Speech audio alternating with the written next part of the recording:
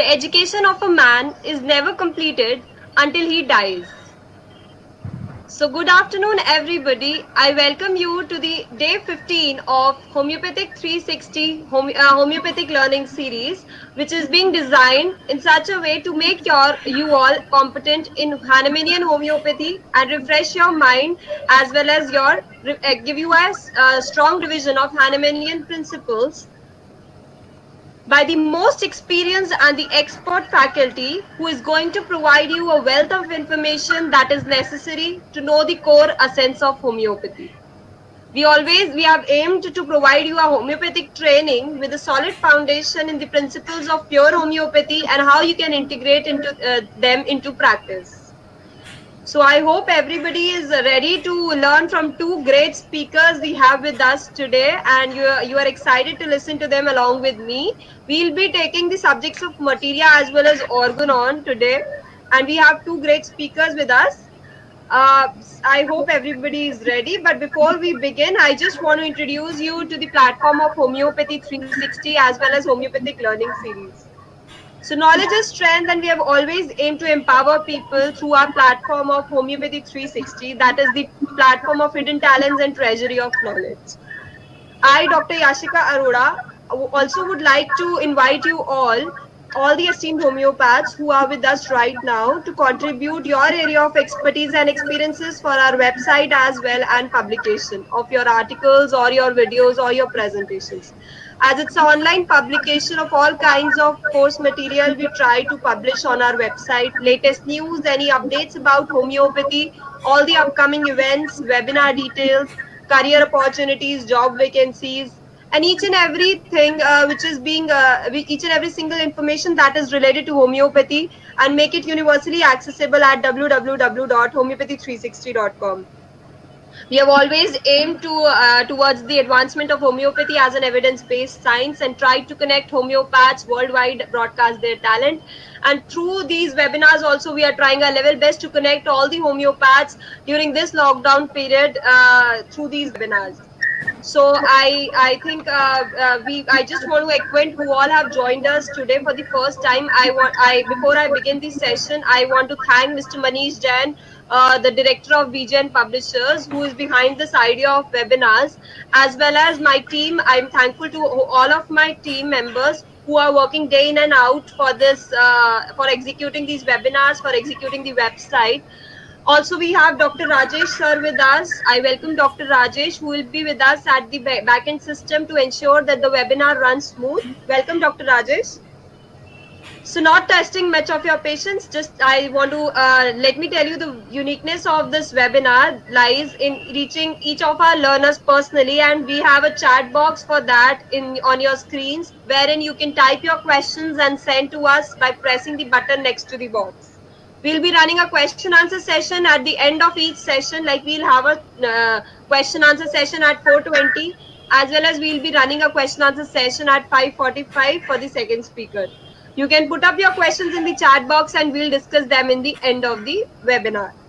So let me take the privilege to invite our both speakers of today who are with us today. I just want to welcome both of them. Teaching is a very noble profession that shapes the character, caliber, and future of an individual. A good teacher is a doctor who heals ignorance, and an artist who inspires creativity. So I welcome our first speaker.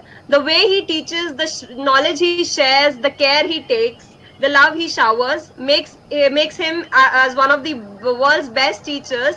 So I welcome him to our platform of Homeopathy 360 on behalf of my whole team, and as well as collaborators of this series. Dr. Saptarshi Banerjea sir. He's gold medalist in BHMS, an MD Home Overseas Consultant, Orawan Holistic Institute, Thailand. He's also a visiting lecturer of PG Home, ACH Tokyo, at ACH Tokyo, Japan. He's also a visiting lecturer at Allen College of Homeopathy, Essex, England. He is MD in Materia Medica, and being the fifth generation homeopath, Dr. Saptarshi sir has inherited the wisdom and homeopathic heritage of over 100 years. Saptarshi sir inherits his clinical acumen and wisdom from his illustrious father, that is Dr. Subrata K. Banerjea, sir. We are privileged enough to have him here, and welcome on behalf of whole our team.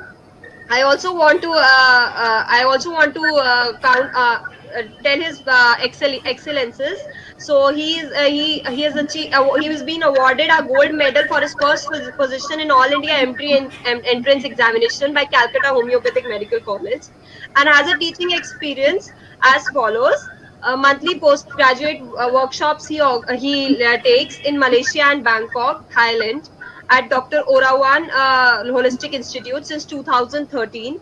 He also takes lectures at Allen College of Homeopathy, England. He's also a lecturer at Bengal Allen Medical Institute, which offers international programs for overseas homeopaths once in each year, and also conducts postgraduate program in Tokyo, Japan. So he'll be discussing with us behavioral Materia Medica of Apexians-Mr.Nux and Mrs. Magnesia Cup. So I think everybody is ready to listen to such a nice topic and innovative topic from him. Also, I would like to welcome our second speaker, who will be taking the Organon of medicine part. So I just want to introduce him with a saying, शिक्षक उस कुम्हार की भांति होता है जो विद्यार्थी रूपी घड़े को बनाने के लिए भारी हाथ से हल्का चोट तो देता है, लेकिन घड़े के अंदर यानी हमारी आत्मा को सहारा भी देता है.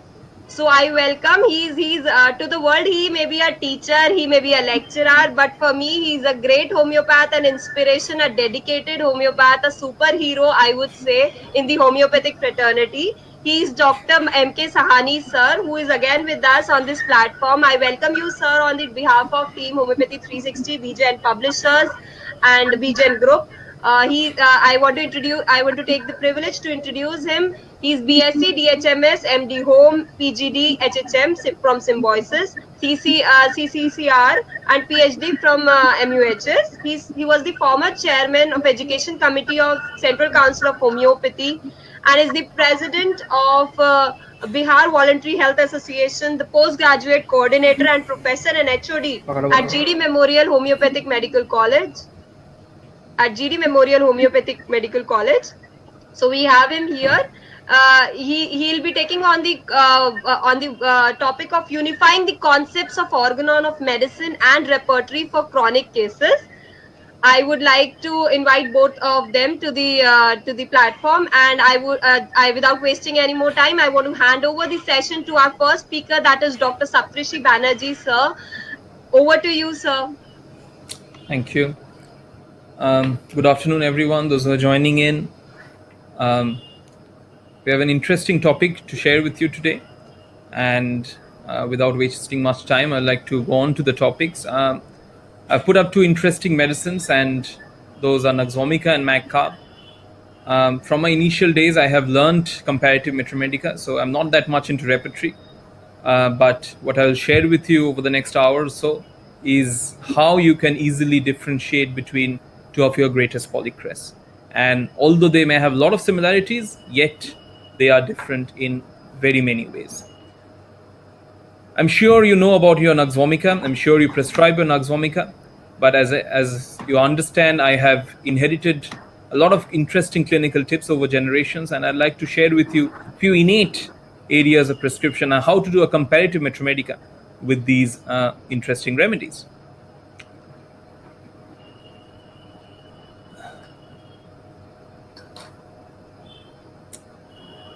Our first,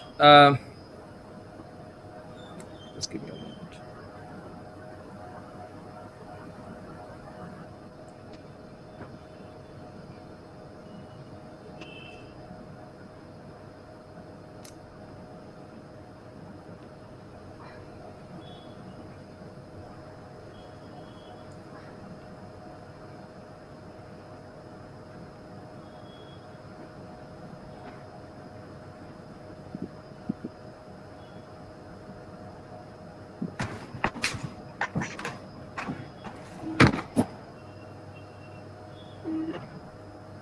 Dr. Rajesh, if you can help me, it's not putting on the screen share option.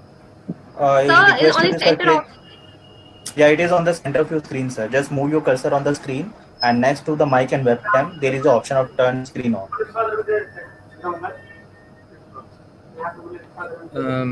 That it's not taking in You need to the click on screen the share entire option. screen, and yeah, you need to click on the entire screen and then click on the start sharing.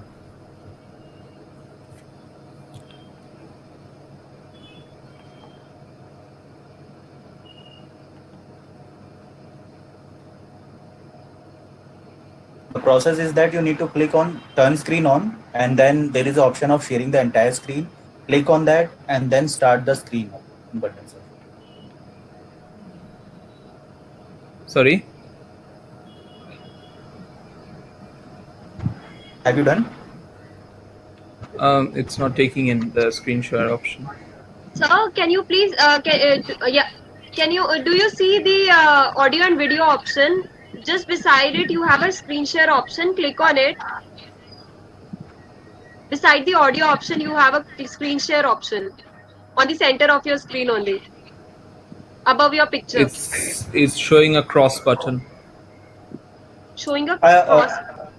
Dr. Saptarshi sir, I request you to please refresh your page and log in again. It may happen that because of the internet, it may not appear properly. So I request you to just refresh your page and follow the link again and log in, sir.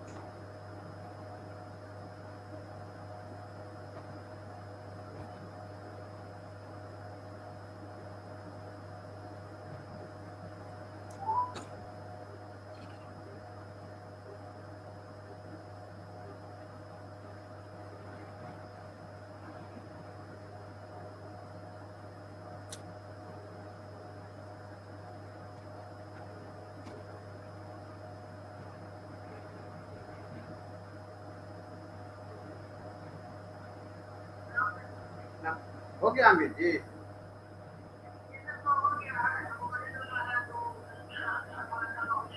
तो 5 और 6 में तो हमको कोई problem दिखाई पड़ नहीं रहा था, तो भरे हुए थे, इसलिए हमने जवाब नहीं दिया, और थोड़ा सा हम बिजी भी थे।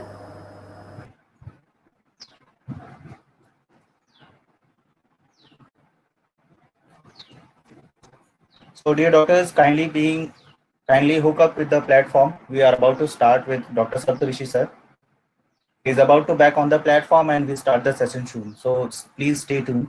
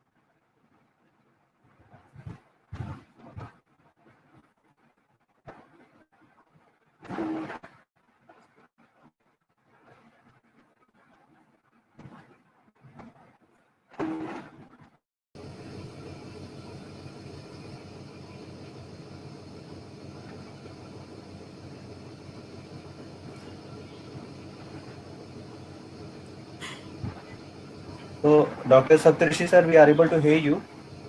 I believe now you're getting the other options on the platform.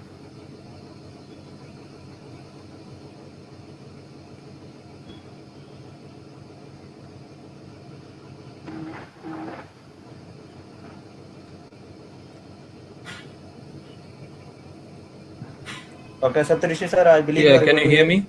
Yes, yes. Yeah, to see you speak also.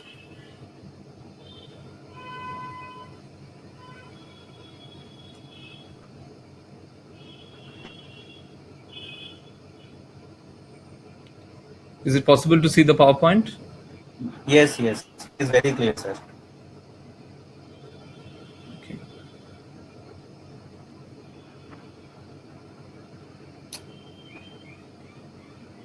Sir, everything is fine. I request you to please start the proceedings.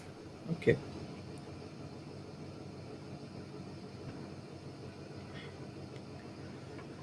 Okay, so we'll start with Nux Vomica. If you can see the first slide here, I mentioned about the phases of Nux Vomica. As you understand the emotional component Nux Vomica, they're very bossy, they're very dictatorial persons, very ambitious, very achievers. I've mentioned in the start of my topic that they're Apexians, they always want to reach the top. N.M. Chaudhary, in his book of Medica, mentions that the best doctors, the best scientists, the best commercial magnates are all Nux Vomica. But unfortunately, they're not as pleasant as they're great. So they may be great people, they may be achievers, but unfortunately, they're not very nice or very pleasant people.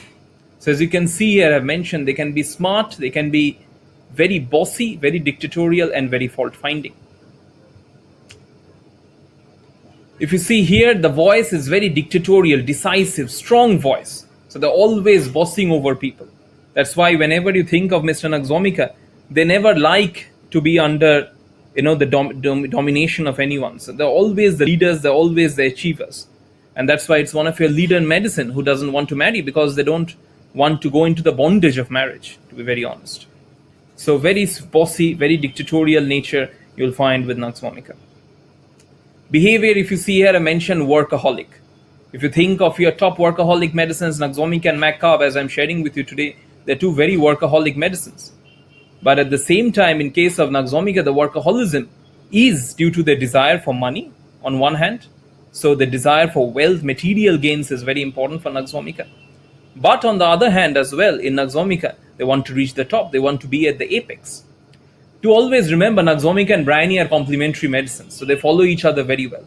On one hand, you'll have Bryonia, which is dry, there is no emotions, they're always wanting money, they're always wanting material gains. So you'll find Mr. Bryonia is a stockbroker's remedy. So they're always in need for more money and more wealth and more material gains. Similarly, to a certain extent, you'll find that comparison with Nux Vomica as well, who are in want for material gains. But the only way of achieving material gains is through sheer hard work. And Nux Vomica makes sure he does that and gets on the top of the pile. So, in their quest of being the topper, in their quest of being the Apexian, sometimes it is necessary to develop those negative qualities. And you'll see I've mentioned here aggression, impatience. Those are few negative qualities, which fortunately is a positive trait in their quest for success. If you see the dressing, you have to understand Nux Vomica is a fastidious medicine. If you think of all the other fastidious medicines like carcinosin, phosphorus, arsenic, they're all different in their fastidiousness. Whenever you open a repertory, you'll see fastidious, all these medicines are mentioned in the top grade. But whenever you understand the innate comparisons, you'll be able to differentiate that why Nux Vomica is fastidiousness and how it is fastidious. If you think of arsenic's fastidiousness, it is more for the fear of infection. They want the surroundings clean. They want a germ-free environment. If you think of phosphorus's fastidiousness, it's in their nature to deck up quick, good, nice. They have the beauty culture, so they want to dress up beautifully. They want to dress up nicely. So it's the nature in phosphorus. But in case of Nux Vomica, their fastidiousness is mostly concentrated around the workplace. So whenever they're working for long hours, wherever there's a study table, when they're students, whenever it's a desk, whenever they're entrepreneurs, and you'll find their surroundings are very, very neat and clean. They may not be also always so much worried about their home, but Nux Vomica's surroundings, Nux Vomica's workplace is absolutely spick and span. In the same degree, you'll find Naxomica. Naxomica are not very beautiful and attractive. They're not that born attractive like what you find with phosphorus or with carcinosin. But in case of Naxomica, they make themselves attractive. So if you read the Metromedicas, you'll find in Naxomica, they are of thin persons. They are absolutely dark hair and emaciated persons can be Naxomica. But whenever you look at Naxomica and they have earned that enough degree of wealth, they know all the accessories to make themselves on the finest quality. So they will put on a very nice hat, they will put on a very nice pair of glasses and watches, and through their appearance, through material gains as well, they make themselves attractive in the process. So that attractiveness is also a part of Naxomica's fastidiousness. And as you understand here, it's not the appearance which makes them attractive, it's the accessories which makes them attractive. And that's a very, very classical description of Naxomica. Charismatic. Whenever Mr. Naxomica enters a room, you'll be able to know, because they have that dominating, they have that domineering, they have that charismatic nature. Again, a little bit of it attributed to their bossy dictatorial nature, but a little bit of it attributed to their beautiful appearance as well in Naxomica. Appearance, if you see, I've mentioned here, thin subjects, dark hair, dark complexion, sedentary life. I'm sure you know that. And as I shared with you, appearance is not that attractive like a phosphorus, like a tuberculinum, but through their gestures and behavior and their accessories, they make themselves very dapper and attractive. If you see, I've mentioned here, they have a suit and a tie and very neat and tidy.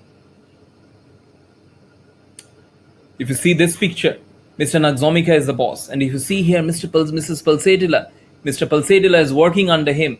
And that shy and soft Pulsatilla is always dominated, is always bossed over by the Naxomica.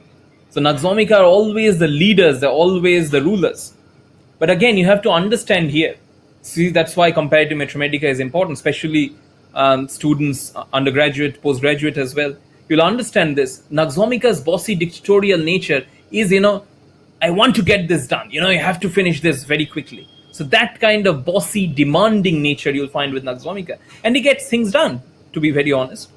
But at the same time, if you see in your repertories, love of power, you'll see Lycopodium is mentioned in the top medicine.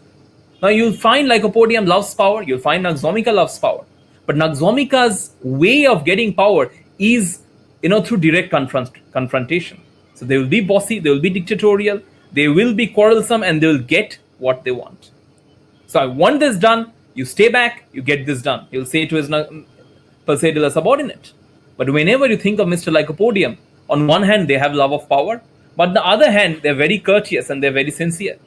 So Mr. Lycopodium will say, can you get this done for me, please? You may have to stay over a little bit, but please get this done. So Lycopodium is quietly right. He wants that power, he wants to be successful, but he gets things done in a very diplomatic and a very subtle and courteous way.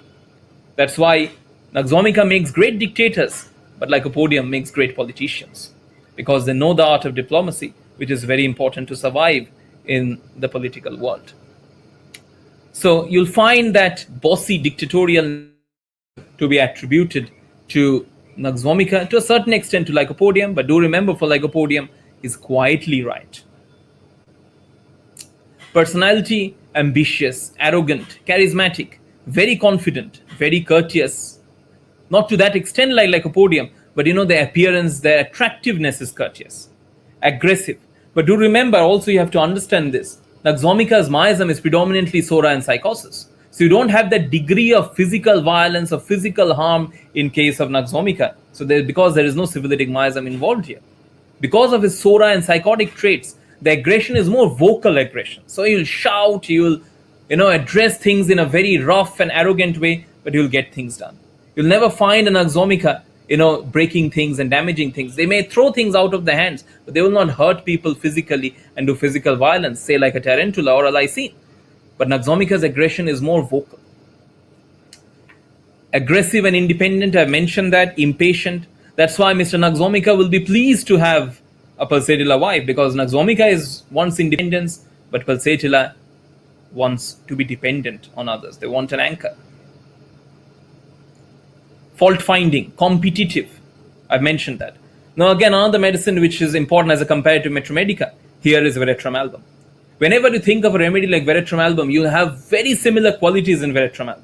You have the arrogance in Veratrum. They can be very fault finding in Veratrum.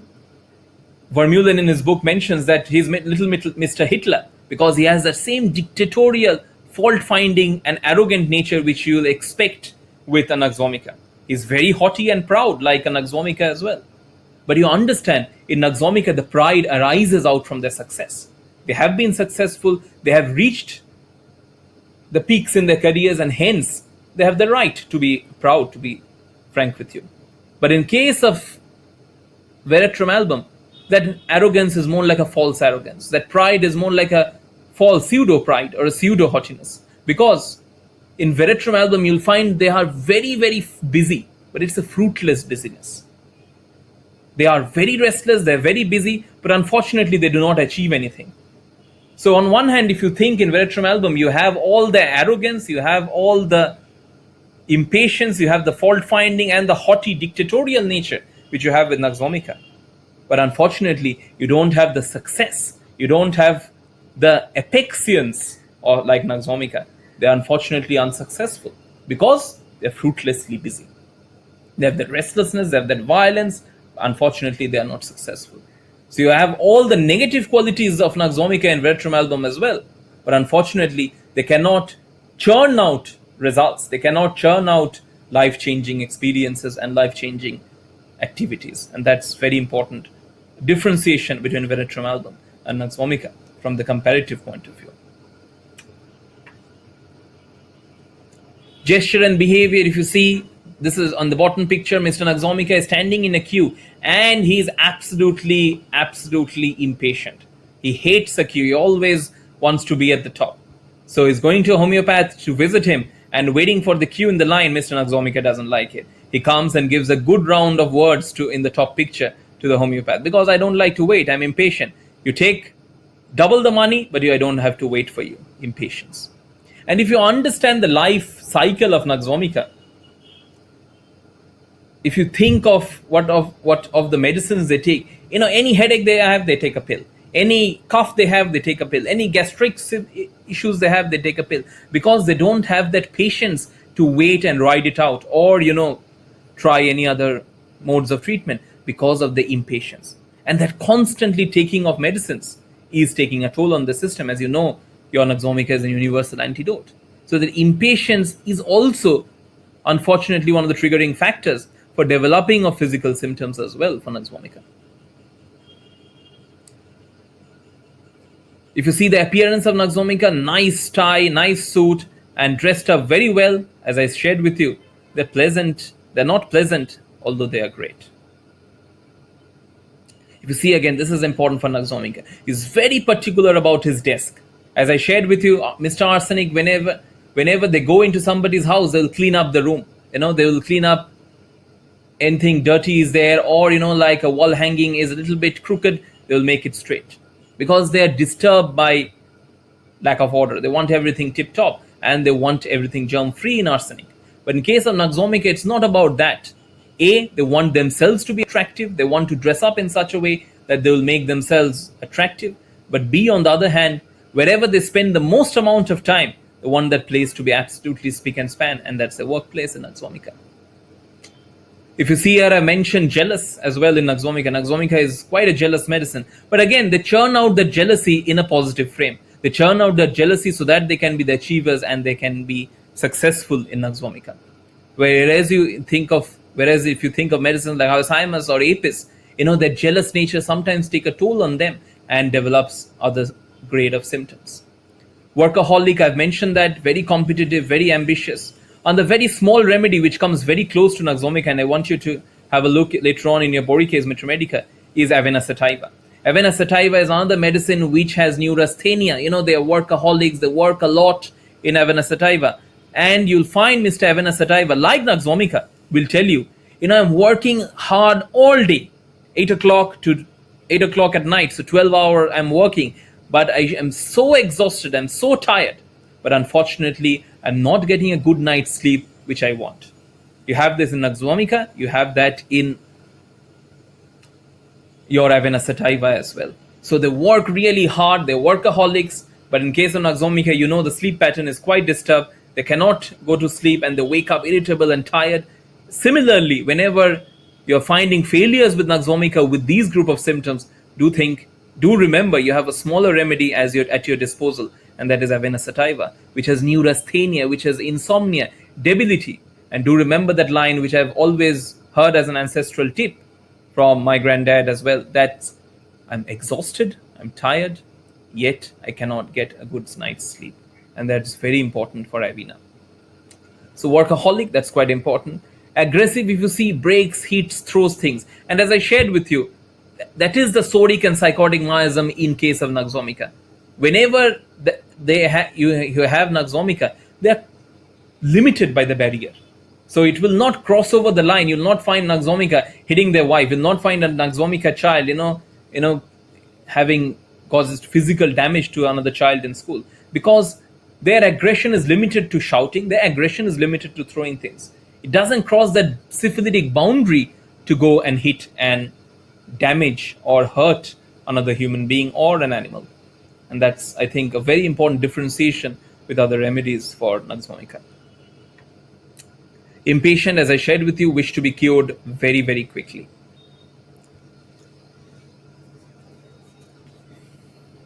If you see here the etiologies and the manifestations for Nux vomica, I shared with you workaholic, overrules restrictions. They don't like restrictions at all. They want to be a free bird totally. They are urging to achieve, always want to achieve. If you remember Hahnemann's line from Nux vomica, that Hahnemann mentions that Nux vomica is chiefly successful to persons of an ardent character. So they're very enthusiastic. So they want to achieve. Irritable, impatient temperament, who are disposed to anger, and they can deceive people as well if they are obstacles to the road to success. Fastidious, I have mentioned, aggressive and independent. Again, remember that aggression is more like a shouting, verbal aggression, or it can be throwing things in Nux vomica. Etiology is not that degree of importance for Nux vomica. Sometimes you can find anger, indignation as well in Nux vomica. Nux vomica and chamomilla, do remember, my friends, are two of your remedies which have etiology from expressing anger. So, you had a quarrel with someone, you expressed it, you shouted it out, you vented it out, and you're suffering as a consequence of that. Do remember your top two impatient medicines, Nux vomica, chamomilla. On the other hand, whenever you have complaints from suppression of anger, you always know you have colocynth and bryony at your disposal to help you in those cases. So etiologies on one hand, manifestations on the other hand is very, very classic for Nux vomica.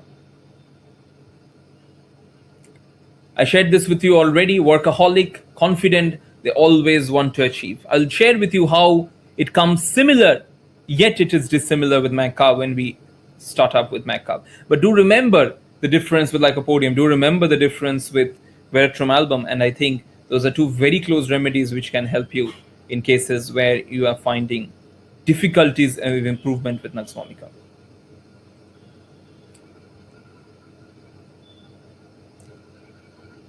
If you see here as well, pompous. So they're very proud of themselves. To a certain extent, if you think of Platina as well, who has a lot of superiority complex. Pompous you can find with Platina as well. But again, you have to understand, sometimes Platina superiority complex is immaterial. They may not have a cause for the superiority complex. But in case of Nux vomica, always that success gets to their head, and hence they suffer from the superiority complex. Sometimes they actually at the top, so it's natural for them to feel superior, but you'll find that pompousness with Platina as well.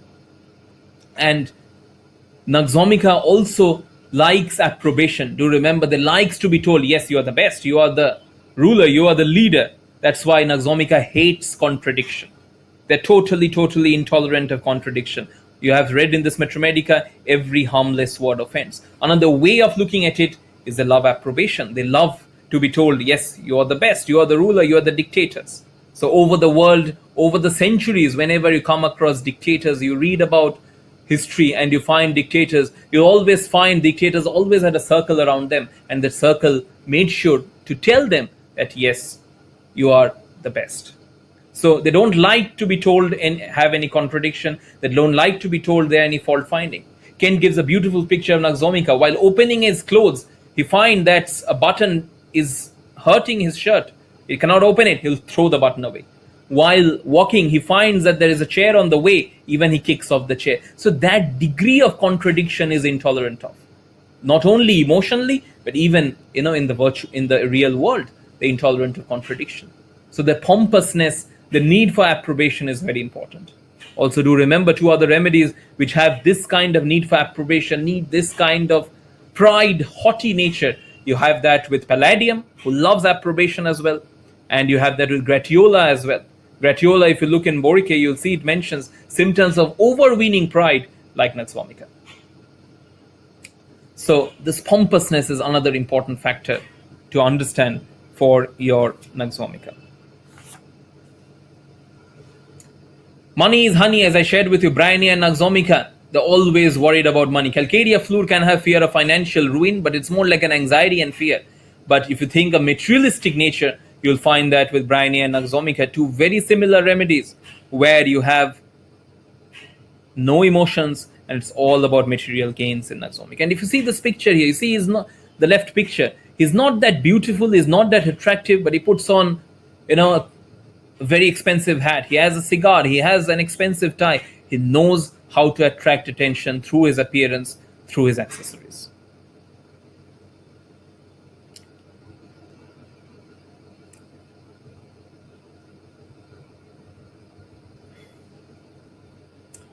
We'll come to some of the physical areas of Nux vomica, which I feel is interesting, which I like to share with you. Clark mentions, always do remember for Nux vomica, if you read Clark's dictionary, that oversensitiveness is one of the keynotes for Nux vomica. You understand from the strychnine poisoning that they're very sensitive to external impressions. But you also have to remember, especially undergraduate, postgraduate students, do remember Nux vomica is a wonderful paralytic medicine. So you'll find a lot of paralytic symptoms in case of Nux vomica. Oversensitiveness, as I mentioned to you, oversensitiveness to external impressions, noise, odor, sound, they're oversensitive to that. And as I shared with you, that intolerant of contraindication is also a degree of oversensitiveness. If you read Metromedicas, they can faint from the small, the slightest odor. So that is also an oversensitiveness or Nux vomica. Do remember, in homeopathy, we always try to give importance to totality of symptoms. But if you manage to read Boricae's Metromedica, especially the stool section, you'll find absence of all desire for defecation is a contraindication for Nux vomica. So if Nux vomica tells you, I don't have any urge for stool, you have to think 10 times before you prescribe Nux vomica. And that is a clinical tip I've inherited, which I've learned and which I apply with patients with very good results. That if a Nux patient tells you they have no desire for defecation, it should not be Nux vomica. It's a contraindication for Nux vomica. Boricae's Metromedica, Nux vomica, you'll find it's mentioned absence of all desire for defecation is a contraindication.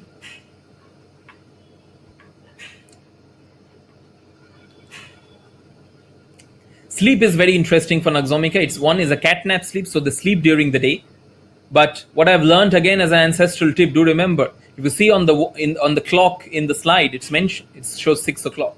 And always remember, which I've learned as an ancestral tip, sun sets, Nux sleeps. So whenever the sun is setting, Nux feels very, very sleepy, evening hours. 2 o'clock, 3 o'clock, they wake up at night. And then after that, it's a dreamy sleep. It's a very superficial sleep. And unfortunately, when they wake up in the morning, they feel all the more unrefreshed. They feel all the more tired. So sun sets, Nux sleeps is a very important factor for Nux vomica. And because they're not getting that enough degree of sleep through the night, they sleep through the day, catnap sleep. You have that with sulfur, you have that with Nux vomica. They have catnap sleep, and that's very classical for Nux vomica as well. And that's why I shared with you Avena sativa as a medicine which comes very close, because workaholics, working long hours, you feel exhausted in the morning. You understand if you don't get a good night's sleep, you'll feel exhausted and tired. And you have that with Nux vomica. Oversensitive to cold, I already shared with you. They're very chilly patients, Nux vomica. And only one reverse modality, I'm sure you have read this, But do always remember, coryza is better in cold air and is worse in a warm room. So that's important for Nux vomica.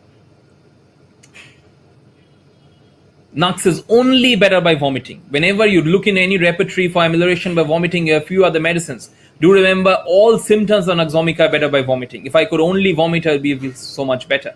But also do remember other medicines like which are better by vomiting. If you think of headache, which is better by vomiting, do remember Sanguinaria canadensis. If you think of generals again, which is better by vomiting, you have that in Hyoscyamus and Borica. It mentions better by vomiting. Sickle cord, pulsatilla, also other medicines which are better by vomiting. But whenever you think of in general better by vomiting, Nux vomica is your top medicine. If those fails, do think of pulsatilla, sickle cord, Hyoscyamus, who also have better by vomiting. But if you have specifically, like a sick headache and the patient vomits to make it better, do remember Sanguinaria canadensis. Nash's sum up, this is important. Nash mentions about Nux vomica that his top 3 points for Nux vomica is nervousness. Nervousness in terms of the neurological symptoms, the oversensitiveness, the chilliness, as I shared with you, and the sensitiveness, especially to cold air. So they want everything, doors and windows closed, and that's very important for Nux vomica. And if you think of a life story of Nux vomica, they wake up in the morning, they go to work, and it's a very demanding, busy job. And because they're not having good sleep at night, prolonged office work, they want to sleep in between. 30 minutes sleep, they feel even better with that.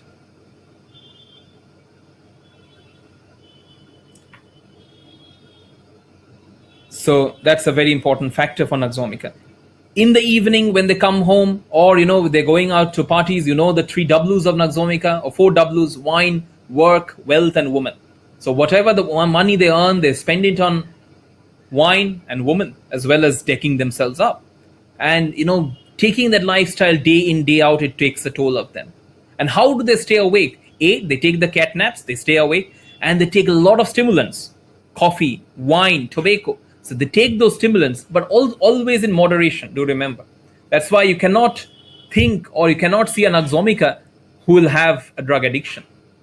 Because on one hand, in Nux vomica, they are the achievers, they are successes, they are the successful people. But they need the stimulation in moderation so as to achieve their success. Think of a medicine like Calcaria Phos. Calcaria Phos has a lot of disappointment and grief as well. And they don't find any stimulation in their life. So they go to recreational drugs, they go to marijuana to make themselves give that stimulation. And sometimes they take on that path of self-destruction. They don't know how to look back, and they're done with their lives. But Nux vomica's desire for addiction, desire for wine, alcohol, desire for tobacco or coffee is again in moderation, so that it doesn't interfere with the mental functioning, that it doesn't interfere with the intellectual functioning, it doesn't interfere with their way of success in life. It can cause physical damage, you understand, they can be constipated, they can have a lot of physical issues, they can have that degree of irritability, but they don't want anything to interfere with the intellectual functioning, and that's very classical of Nux vomica. Universal antidote, I'm sure you know about that. Any remedy, and especially they're taking it because of the impatience nature, day in, day out, and hence they have to resort to quick fix medicines to make themselves better. I'd like to share with you a few clinical tips, especially if you have bad effects of medicines. Do remember, if you have a lot of bad effects from deworming medicines, do remember teucrium. Teucrium is a medicine where whenever you have a lot of bad effects from deworming medicines. Children have taken a lot of deworming medicines, still the worms are not going away. You have tried your tuberculinum, you have tried your Sina and sulfur, still doesn't help, try teucrium marum varum. If you have a lot of bad effects from iron tablets, iron pills, Nash says pulsatilla is your topmost remedy. Whenever you don't have any head or tail to the case, especially after taking a lot of iron tablets, do remember pulsatilla comes in handy. Also do remember, if you have a lot of hemorrhoids in patients who have taken a lot of conventional medicines, always do remember aloe socotrina is a topmost medicine. Many cases, my friends, whenever you have had failures or whenever you are stuck in cases from a lot of bad effects of conventional medication and patient is developing hemorrhoids and gastric symptoms, Nux vomica hasn't helped, try aloes and it will come to your rescue. In many cases, aloes, this is mentioned, Borica Medica in the introduction, that cases of hemorrhoids or gastric or portal congestion, whenever patients have taken a lot of conventional medication, it's not yielding, do think of aloe-socotrina. So those are few medicines which can help in cases of lot of medication. And the last word to describe Nux vomica is trembling. So there's a lot of tremors in Nux vomica as well. It's a neurological medicine, as I shared with you. Spasm is one of the keynotes. This is mentioned by Clark in his dictionary. And touch, anger, emotion always renews the spasm. And as I shared with you, this spasm, these tremors are always a result of expression of anger, as a result of expression of emotions. You'll never find Nux vomica suppressing their emotions, always outward. It's always on the flow for you to see in Nux vomica. And also you have to understand the seeds of Nux vomica contain copper. And whenever you think of copper, whenever you think of cuprum, so the cramps, the spasms of Nux vomica is also attributed to its component of copper, which causes this kind of spasms. And this spasm can be just simple twitchings, can be a lot of generalized contractions and even convulsions in Nux vomica as well.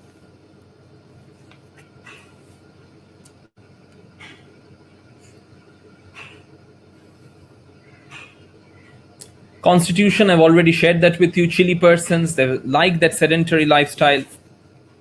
That's quite important for Nux vomica. And as I shared with you, do remember, absence of all desire for defecation is a contraindication.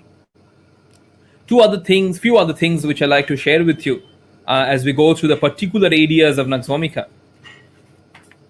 Food desires, if you think of Nux vomica loves, spicy food, rich food, and food with a lot of preservatives. But two very interesting points from the Medica point of view. Do remember, Nux vomica loves fatty food. If you think of remedies like arsenic, nitric acid, sulfur, pulsatilla, they all love fatty food. But if you look in Borica's Medica, in pulsatilla chapter, it's mentioned, and Nux vomica chapter in the stomach section, it's mentioned, Nux loves fats and tolerates them well. Pulsatilla also loves fats, but pulsatilla cannot tolerate the fat. But in case of Nux vomica loves fat, Nux vomica can tolerate it well. So they can digest the fats. That's important. So arsenic, nitric acid, sulfur, pulsatilla, they all love fatty food. But your Nux vomica is one of those medicines who has no difficulties in digesting fatty food. Also, Nux vomica is one of your leading medicines for desire for bitter food. So if you think of all kinds of bitter food, bitter drinks, which bit like a bitter gourd, which people like, Nux vomica is your topmost medicine. You have that in Natrum Mur, you have that in Digitalis, you have that in Nux vomica as well. The top three medicines for desire for bitter. It's a very uncommon desire. So whenever you hear people saying, I like bitter food, that's very, very classical for Nux vomica as well. You see, I've mentioned here the desires, rich and stimulating food, wine, any types of stimulation, as long as it doesn't harm, it doesn't interfere with the intellectual function. I've mentioned in the top picture, if you can see, bitter things, alcohol, fat food. In the bottom picture, you can see I mentioned hereditary tendency to alcoholism. Father was an alcoholic, son is an alcoholic. You find that in sulfuric acid, syphilinum, sulfur, as well as Nux vomica.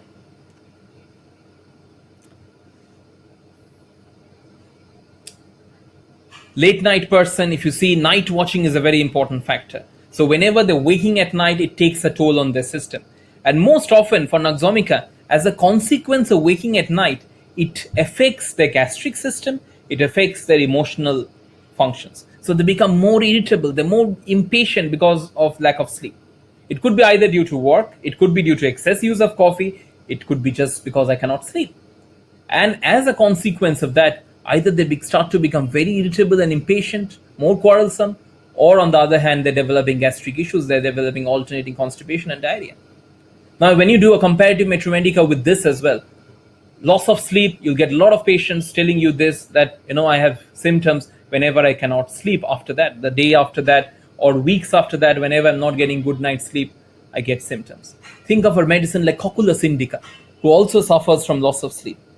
But what happens in Cocculus? They'll tell you, I'm having vertigo, I'm having a nausea, I'm having a lot of weakness, I'm having a leucorial discharge if it's a woman Cocculus. So loss of sleep, night watching, results in cocculus in these symptoms. Even convulsions in cocculus can happen. So weakness, vertigo, nausea, and convulsions in cocculus. Think of a medicine like nitric acid. You'll find in nitric acid they also suffer from symptoms from loss of sleep. But what happens in case of nitric acid? They get temperamental changes. Think of a woman who is looking after a terminally ill father. Think of a woman who is looking after her autistic child.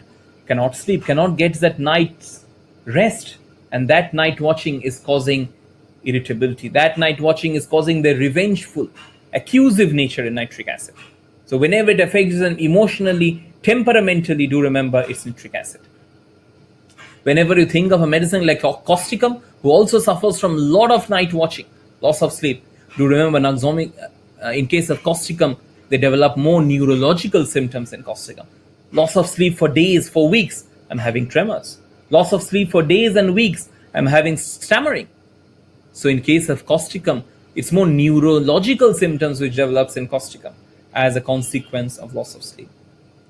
So Nux vomica, nitric acid, causticum, cocculus indica are, in my understanding, I don't know about the repertory, but in my understanding from the Medica point of view, these are your top remedies for ailments from loss of sleep. And Nux vomica definitely tops that list.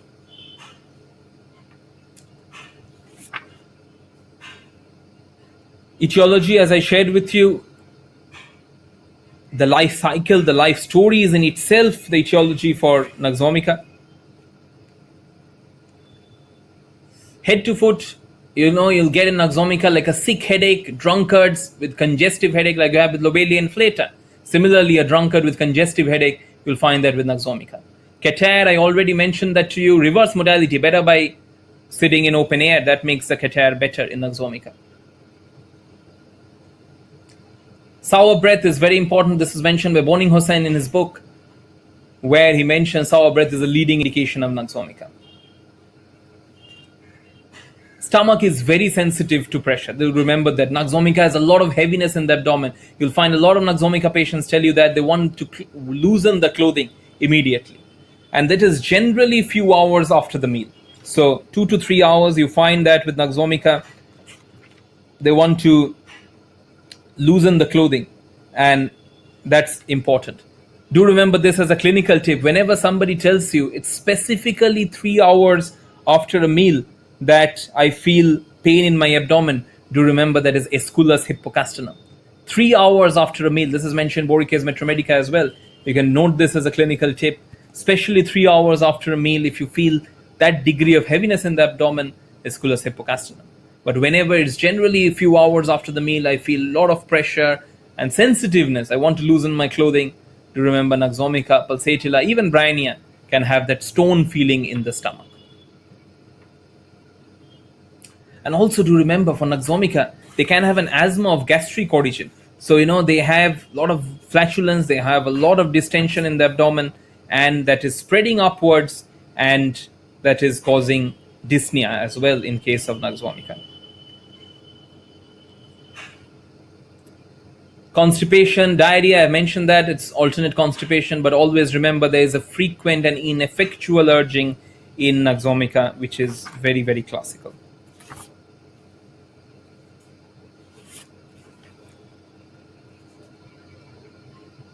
The sleep again is very interesting. As I shared with you, sunsets, Nux sleeps. Early evening hours, they can sleep, but late at night, they cannot. And when they wake up really tired and unrefreshed. And that's very, very classical for Nux vomica as well. Quite reverse of pulsatilla. Pulsatilla sleeps well in the later part of the night, but keeps awake in the evening hours.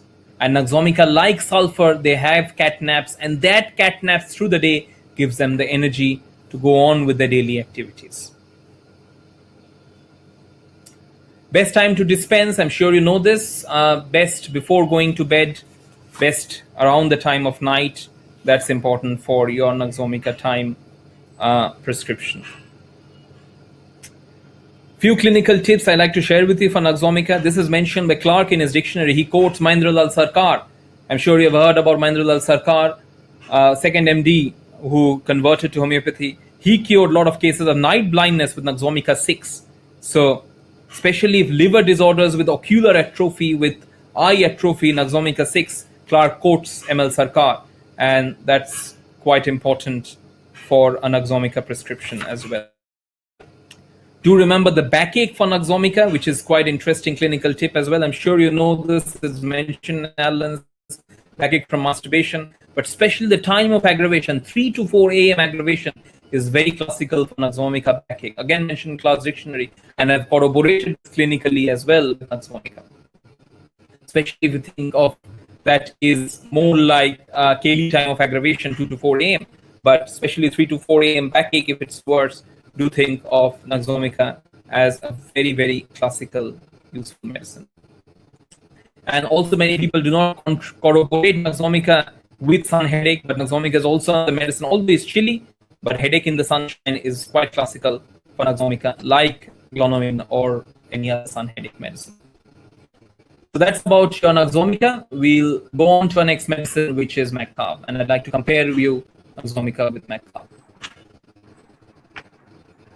So, Saptarshi sir, I request you to stop sharing the screen. I'm starting the PPT in the webinar, sir.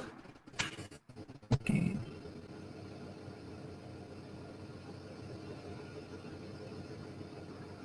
I stopped it. It's okay. Yeah. I believe you are able to see Macab on the screen.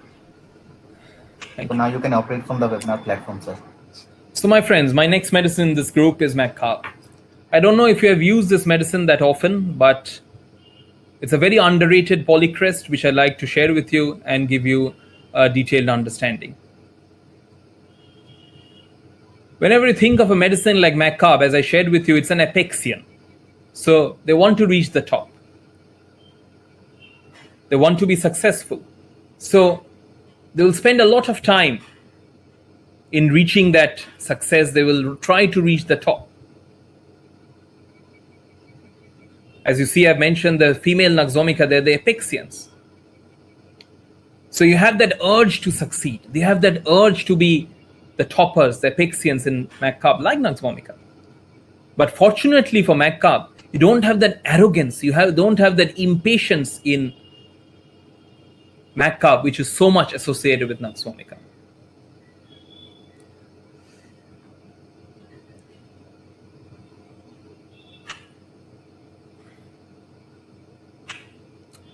If you see here, the etiologies and manifestations.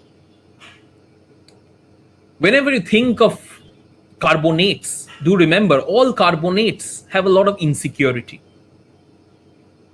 So sometimes that insecurity is one of the triggering factors for Macab to be successful. They have that insecurity, and that is a driving force. What if I'm out of money? What if I'm out of financial wealth? So that insecurity is one of the factors for Macab to be successful. You see, I've mentioned their insecurity. So it's not that need for wealth, need for power, need for success, which drives the desire, as you find Vomica, but it's more like an insecurity of the carbonates, which you have with Calcab as well and Macab, which is a driving force behind Macab to be successful. So you have that carbonate insecurity on one hand, which is a driving force. But on the other hand, in case of Macab, do remember all magnesiums are peacemakers. I mentioned it here. They're sensitive to quarrels. They have a fear of aggression. So they don't like a confrontation. So they don't like to have, like a heated argument, tell their subordinates, you have to do this, you have to finish this. Like what you find with Vomica. So they're very good bosses to work with in Macab. A female CEO, she's taking care of all her staff. She's taking care of their needs and demands. And, you'll be happy if you have a Macab boss. Because they don't want quarrels. They want to be the peacemakers. They want everything to be calm and a very peaceful, stress-free environment. So that's one of the emotional traits of Macab. Sometimes, if you see here, I've mentioned etiologies, neglected children. Parental violence, parental arguments, they witnessed violence, they were neglected, and that is also a triggering factor for the insecurity. And because of the insecurity, that makes them their urge, yes, I have to be successful. Yes, yeah, I have to be self-dependent, self-reliant. But at the same time, I will not hurt people with what I saw. I saw my dad hitting up my mom, beating up the other brothers. So I don't want to inherit that violence. And that's why I hate violence, I fear aggression. I want to be the peacemakers. And that's very, very classical of Vomica, of Macab. So you see, you have all the positive qualities of Vomica and Macab. The Apexians, the ambitious, the competitive, the charismatic, the toppers in Macab. But unfortunately, to be very honest, fortunately, you don't have that arrogance. Fortunately, you don't have that impatience. Fortunately, you don't have that bossy dictatorial nature, which is so much attribute with Vomica. Now, when you think of, I'll share with you the life story or the life cycle of Macab, her daily, weekly routine. Waking up in the morning, she goes to work. She's a CEO of a company, so she's top investment banker, and she's working 9 to 5, day in, day out, Monday to Friday. 5 o'clock, finishes work, goes to meeting with the clients, goes to a nearby restaurant. She orders 2 things. She orders lamb and she orders a lemonade. Why? The 2 L's. Because your Macab loves citrus drinks. Macab loves sour drinks. At the same time, Macab loves her meat. You'll see in Alan's it mentioned craving for meat in children of tubercular parentage. So loves her lamb and loves her lemonade. So she'll order those 2 things. Comes home, exhausted, worn out.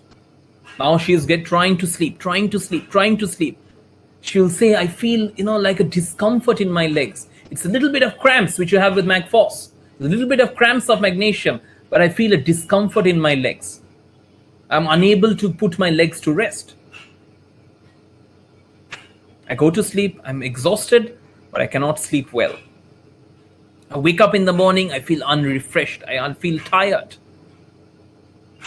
So that's the story of a Monday. She wakes up Tuesday morning, she's unrefreshed, she's tired.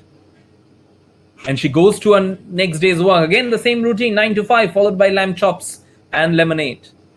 But unfortunately, she doesn't have the privilege of having a cat nap like Vomica. Vomica takes the cat nap, Vomica takes the coffees and tobacco, which stimulates them. But your Macab cannot take that, doesn't take that in fact. And Macab becomes exhausted. Now think of Macab. This routine goes on day in, day out, Monday to Friday. Saturday and Sunday, what happens? Weekend is the time for rest and relaxation. And whenever it's the time for weekend, whenever it's the time for relaxation, whenever she needs to wind out the exhaustion of the week because of her hectic schedule, also because of the lack of sleep. Now on the weekend, Macab will have a triad. And what is that triad? Do remember for Macab, acidity, headache, and constipation. That's very, very classical for Macab. Acidity on one hand, so you'll have a lot of sourness in Macab, sour reflux, sour vomiting. So a lot of acidity. Headache, it's a gastric headache in Macab. And she's constipated. So weekend, whenever it's a time of rest and relaxation, she comes down with the triad of acidity, headache, and constipation. Now again think, this schedule is going on for weeks, going on for months. This gradual lack of sleep, exhaustion, so much sour acidity and reflux, GERD-like symptoms, is taking a toll on her system. And you'll find Macab to be gradually becoming stressed, and you'll find Macab, she'll gradually becoming irritable. Not to that same degree of Vomica, but you'll see Macab is described as a worn out person because of that lack of sleep, because of that workaholic lifestyle. You see, I've mentioned aggression here, but again, you have to understand this is not the shouting aggression. It's just an irritable temper you'll find with Macab. Do remember another word to understand Macab is sourness. Why I say so? You have sour discharges, as I shared with you. So there's a sour vomiting, sour reflux. The mouth, the taste is very sour in Macab. The sour odor of stool is there, sour perspiration is there. So sourness is a criteria. And also you have to understand, in spite of so much acidity in the system, there's so much sourness, they still crave sour things. So they want the citrus food, they want the citrus drinks, in spite of such degree of sourness in the system. And you have that with very few medicines. Remember Hipersalt, remember Calcadia, remember Macabre are your top 3 polychrists who have this sour desire in spite of so much acidity and sourness in the system. So sour discharges, sour desire, sour vomiting, even a sour temper you'll find with Macabre. Sour temper, why I say so? Become irritable gradually with the passage of time. But as I shared with you, they're the peacemakers. They don't want the quarrel. They don't want the stressful situation in Macabre. If you see here, I have mentioned anxiety about the future, the insecure. Insecurity because of the carbonate feature. They have a fear of violence, fear of aggression, because they have themselves witnessed that violence in childhood, witnessed parental violence, parental domination. And they don't want to be flag bearers of that inherited traits. Another very classical description is, as I shared with you, of Macabre. This is a life story. They're successful, they're great, and it's good they have that nice temper. But unfortunately, what happens in Macabre, they suffer from the physical consequences of it. Acidity, headache, and constipation is the triad which develops Macabre. You have to a certain extent Robinia as well. If you know the small remedy like Robinia, acidity and headache, which is developing in Robinia as well. Remember sulfuric acid, where they have sour mouth, sour teeth as well in sulfuric acid. Remember China, which has a lot of sourness as well. But you have to understand this workaholic Apexian nature is in the background for Macabre, with the 2 L's, lamb chops and lemonade. Also, another interesting thing for Macabre you have to understand. Think of a stressful period. You have a deadline, you have an exam, and you think of person A, she's getting diarrhea. You'll remember medicines like Argentum nitricum, medicines like Gelsemium, medicines like dysentery compound, which have diarrhea from anxiety, apprehension. But think of person B, and that is Macabre, where whenever it's a stressful period, whenever it's a deadline period, whenever it's an exam, she starts to get constipated. So whenever it's time for a project submission, she will tell you, my bowel habits go irregular. I have constipation during that time. And that's very, very classical for Macabre. No other remedy in the entire Metromedica has this. If you see in Borica's Metromedica, you'll see in the introduction, constipation after a severe nervous strain. And that is typical of Macabre. As I shared with you, no other medicine has this for Macabre. So, worn out woman, you understand the worn out is due to the lack of sleep. The worn out exhaustion is due to so much gastric acidity and reflux symptoms, which is important for Macabre. Biting nails can be a feature in Macabre as well, sometimes due to the stressful environment. Calcaria fos medorinum has that, Macabre has that as well, to a certain extent. Worn out, if you see here, I've mentioned. Cares and worries, so a lot of cares, a lot of worries. How it affects them? They develop constipation as a consequence of that. Little bit of irritability comes in sometimes. The legs become really, really discomforted. If you see, I've mentioned there's a lot of discomfort in the legs. Whole body tired and painful, especially legs. And it's to a certain extent like the cramps you find with Magnesium. Broken down, worn out woman at menopause. So it's not just menopausal women who are worn out like a sepia or a Lilium tig, but Macabre, any woman of any age group, if you have this life cycle, if you have this life story, Macabre is very, very classical.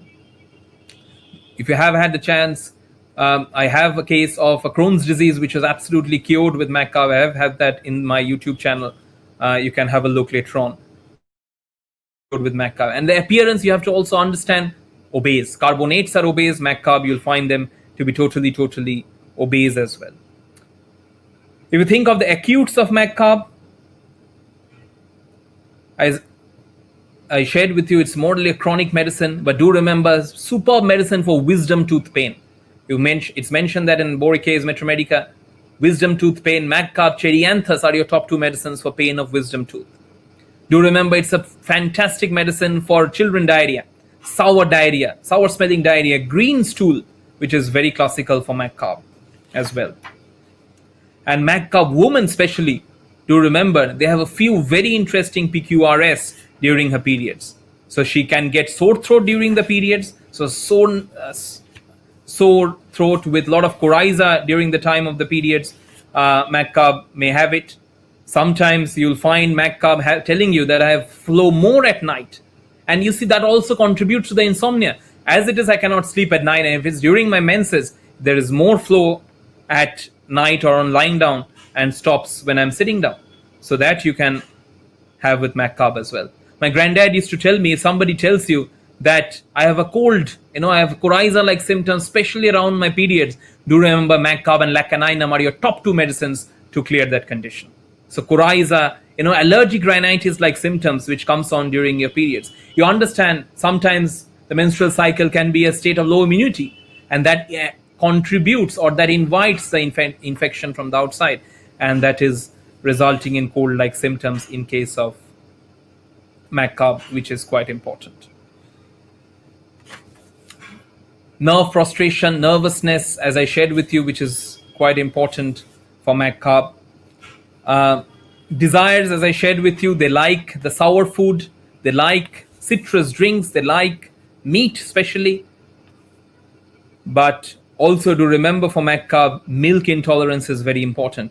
Any carbonates, but especially MAC-carb, milk intolerance is quite classical. 2 other things also for MAC-carb. Any magnesium group of medicines I shared with you, you have cramps. MAC-phos has cramps, MAC-carb has cramps. For MAC-carb's cramps, especially, it's more on the left side. And you have a Kaylee-like modality in MAC-carb, where they're worse from rest, they're better from movement in MAC-carb. So that to a certain extent is similar to Kaylee for MAC-carb. And as I shared with you earlier on as well, sourness is one of the keynotes. And M. Chaudhary mentions if sourness is not there, it's almost like a contraindication for MAC-carb. So whenever you're thinking of prescribing MAC-carb, do look for the sourness. And that degree of sourness, they're still inviting sour from outside to make them feel better, which is classical for MAC-carb.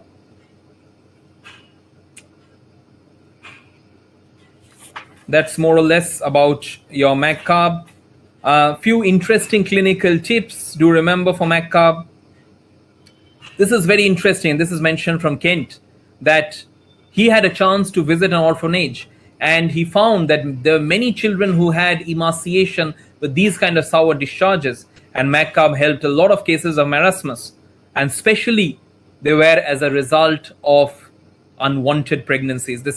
I'm quoting Kent here, and he mentioned that if they were a result of unwanted pregnancies and they developed marasmus, if you have a chance, you ever get to know this, MAC-carb is another fantastic medicine to help you in this condition. So if you think of a comparison, as I shared with you, my major aim was comparative Medica. Apexians, both of them. Successful, both of them. Toppers, both of them. MAC-carb and Vomica. Ambitious, competitive, charismatic. MAC-carb and Vomica. In Vomica, they're arrogant, they're dictatorial, they're bossy, they're quarrelsome, they're fault-finding, they hate contradictions. Whereas in MAC-carb, they're open to suggestions, they're friendly, because there's a past history of witnessing violence in MAC-carb. And they want peace, they want a stress-free environment, they're the peacemakers, magnesiums. If you think of their sleep, both can't sleep well, both wake up unrefreshed. But Vomica gains the energy to the day because they have the opportunity to take coffee, tobacco, alcohol. That gives them the stimulation, A. B, they have the cat naps, which also gives them the stimulation. But in case of MAC-carb, they're exhausted, they're not getting sleep, and that exhaustion is piling up, which results in the weekend with gastric symptoms. If you think of the desires, Vomica can love meat as well. MAC-carb can love meat. Vomica loves alcohol. MAC-carb loves sour drinks, citrus drinks. But as I shared with you, Vomica, bitter desire, fatty food desire are important factors of Vomica. Do remember, bitterness is a criteria for Vomica. It's a bilious medicine, so you'll find a bitter taste in the mouth, bitter vomiting. But in case of MAC-carb, it's more a sourness, so more acidity. So you'll find sour vomiting, sour mouth. That's more the criteria in MAC-carb. If you think of the gastric symptoms, Vomica can be constipated. MAC-carb can be constipated as well. But in case of Vomica, you'll always find the ineffectual urging. But in case of MAGCARB, you remember the triad: acidity, headache, and constipation. If you think of their appearance, both can be thin, both can be emaciated. MAGCARB will look tired, MAGCARB will look worn out. But Nux Vomica, taking my stimulants, taking my pills, I don't look tired. I have a beautiful, nice hat, I have my nice cigar, and I have $1,000 pair of suit, which makes me look attractive. So Nux Vomica makes themselves attractive. And if you think of the physical symptoms, as I shared with you, Nux Vomica, Magnesia, both are neurological medicines. You can have a lot of spasms in Nux Vomica, and they're sensitive to the external environment. But in case of MAGCARB sensitiveness, it's more tiredness, more painful in the legs, worse from rest, better from movement in case of MAGCARB. So I hope I gave you a good differentiation between the two remedies, the two of your top polycrests, and I'm sure you use Nux Vomica, but MAGCARB is a very underrated and underused medicine, which I'm sure you'll find avenues to use in your practice. And I also like to share with you the smaller remedies which I shared with you, the medicines like Avena sativa, medicines like Robinia. These are smaller remedies which can come in handy cases when these polycrests fail. Thank you very much. Any questions, please?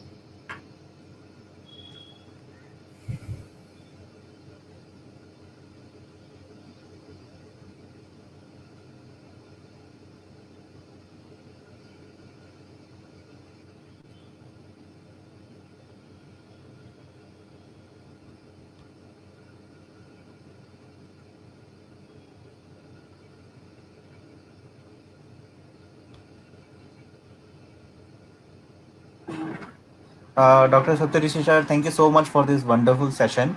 Dr. Yashika, if in case you are here us, just give your confirmation and please start the proceedings further. Yeah, sure, sir. I think we can start with the question answer session. So I request the audience to please put up your questions if you have any doubts from sir. Sir, we have a question from Dr. Soni Udasi. That can you suggest some books to read for Materia, Medica, or Organon? Medica, which I have learned or which I have taught, those books which I like to share. Easy ones to start with is Nash's Medica. N.M. Chaudhary's Medica is a very easy book and with a lot of good comparative Medica. So Nash and N.M. Chaudhary. If you want to go one step higher, go to Clark's Medica. And also Emotional Symptoms with Ulcus is your best choice. So you have to keep it classical, and obviously if you know your bases right, you can always go to higher standard books later on as well.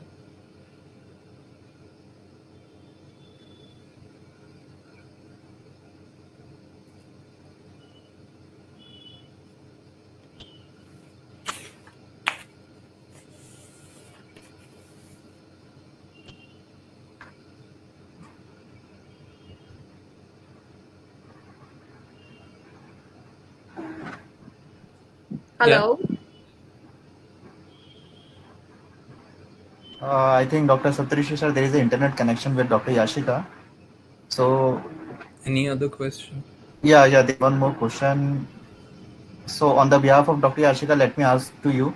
There is a question by Dr. Shakshi Gupta. She wants to know what is you said that pulsatilla and brania for the suppressed anger. So, would you like to? Sorry, brania and pulsatilla? There is she wants to know pulsatilla and brania for suppressed anger. Okay. Yeah, brania has symptoms from suppressed anger. They have that. And it generally results in either a headache or sometimes even in gastric symptoms. Pulsatilla doesn't have that much degree of suppressed anger. Colocynth, on the other hand, as I shared with you, can develop colic, can develop neuralgia as a consequence of suppressed anger. My understanding of Medica, these are your top two medicines for ailments from suppressed anger. Thank you, sir. There is one more question. How to differentiate between Staphylococcus aureus, carcinosin, and thuja?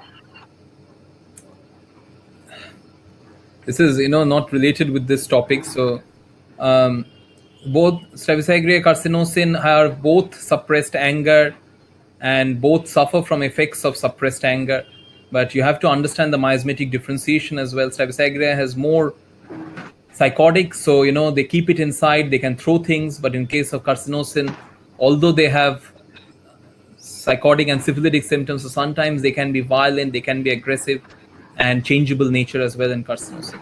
Thuja doesn't have that degree of suppressed anger. Thuja is a psychotic medicine, and Thuja's nature generally is exploitative, deceitful, manipulative. So these are three polycrests, so you have to understand quite a lot of features to differentiate. Thank you, sir. There is one more question. Dr. Idlitika wants to ask, can you explain MACAB on the basis of periodic table in short? Like I how don't use they that are method. in the periodic table. I don't use that method. My understanding of MACAB is based on classical literature, and that's what I shared with you. Okay, sir. Sir, Dr. Princey wants to know if you can suggest some good books for personality types or comparative materia medica. As I shared just earlier, somebody asked a question. I shared that Nash and N.M. Chaudhary gives a detailed drug picture, and you can study comparative mathematica. But emotional traits, my best suggestion is Vitulkas. Vitulkas is book on mental essence. He mentions about all the detailed drug picture. I think it's very lucid and easy. Philip Bailey also is good, but it's a little a higher standard. But if you are starting off, please read Vitulkas. Sir, Dr. Maria also wants to ask, is MACAB a hot remedy or a cold remedy? Good question. MACAB is generally a chili patient. Carbonates mostly are chili. So MACAB, all carbonates, do remember that they take that common criteria of being a chili patient.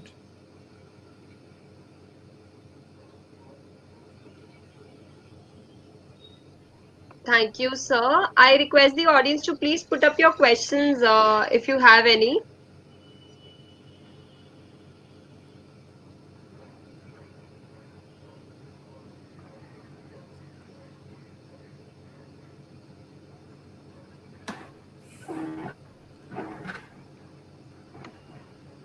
Please put up your questions if you have any queries. Dr. Yashika, because you lost the connection, There is I Nux. don't know Yeah, whether you are able to read the there is a questions. question. I know. Is Nux, Okay, okay. yeah.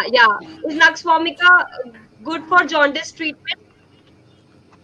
Good question. Yes, I will say it is a good medicine for jaundice treatment, especially if patients have taken a lot of conventional medication. There's a lot of heaviness in the upper abdomen. They want the closings loose, and do remember there's a constant ineffectual urging. And as you understand, it's a bilious medicine, so I find a lot of Nux in jaundice cases where you have a lot of bitter taste in the mouth, bilious, vomiting as well. And at the same time, they desire bitter. So although there is again a lot of bitterness in the system, they still desire bitter food, and that's a classical feature you'll find with Nux in jaundice.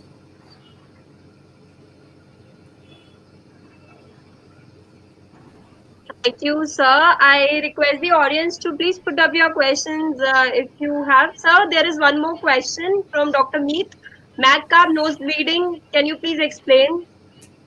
Sometimes MACAB, Epistaxis of MACAB. MACAB sometimes get nosebleed around the time of their periods. Sometimes MACAB can have nosebleed as a consequence of a lot of exhaustion and weakness. So that is one of the features of MACAB.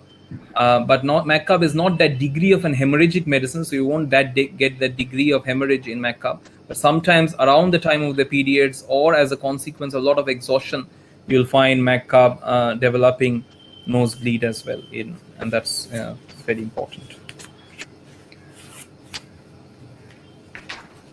Thank you, sir. Also, they want to know, Dr. Soni wants to know fungus in nails, growing nails. If there is fungus in the nails, can Nux vomica or MACAB be useful? If you have the good totality, you can definitely go with either of the medicines. It doesn't matter. But to be very honest, both of the medicines, if you read them as polycrest, they don't have a very good affinity for skin. Any polycrest which you are studying, always make sure you understand which is the sphere of action. If you, as I shared with you for Nux vomica or MACAB, skin is not a weak area of action. So whenever they get symptoms, there's always an area where the chain breaks. For MACAB or Nux vomica, the chain doesn't break with the skin. So obviously, if you have a very good constitutional totality, you can go ahead. But if you're just thinking of particular symptoms, it won't be a very good advice just to prescribe on fungal infections if you have a little bit of symptoms of those medicines.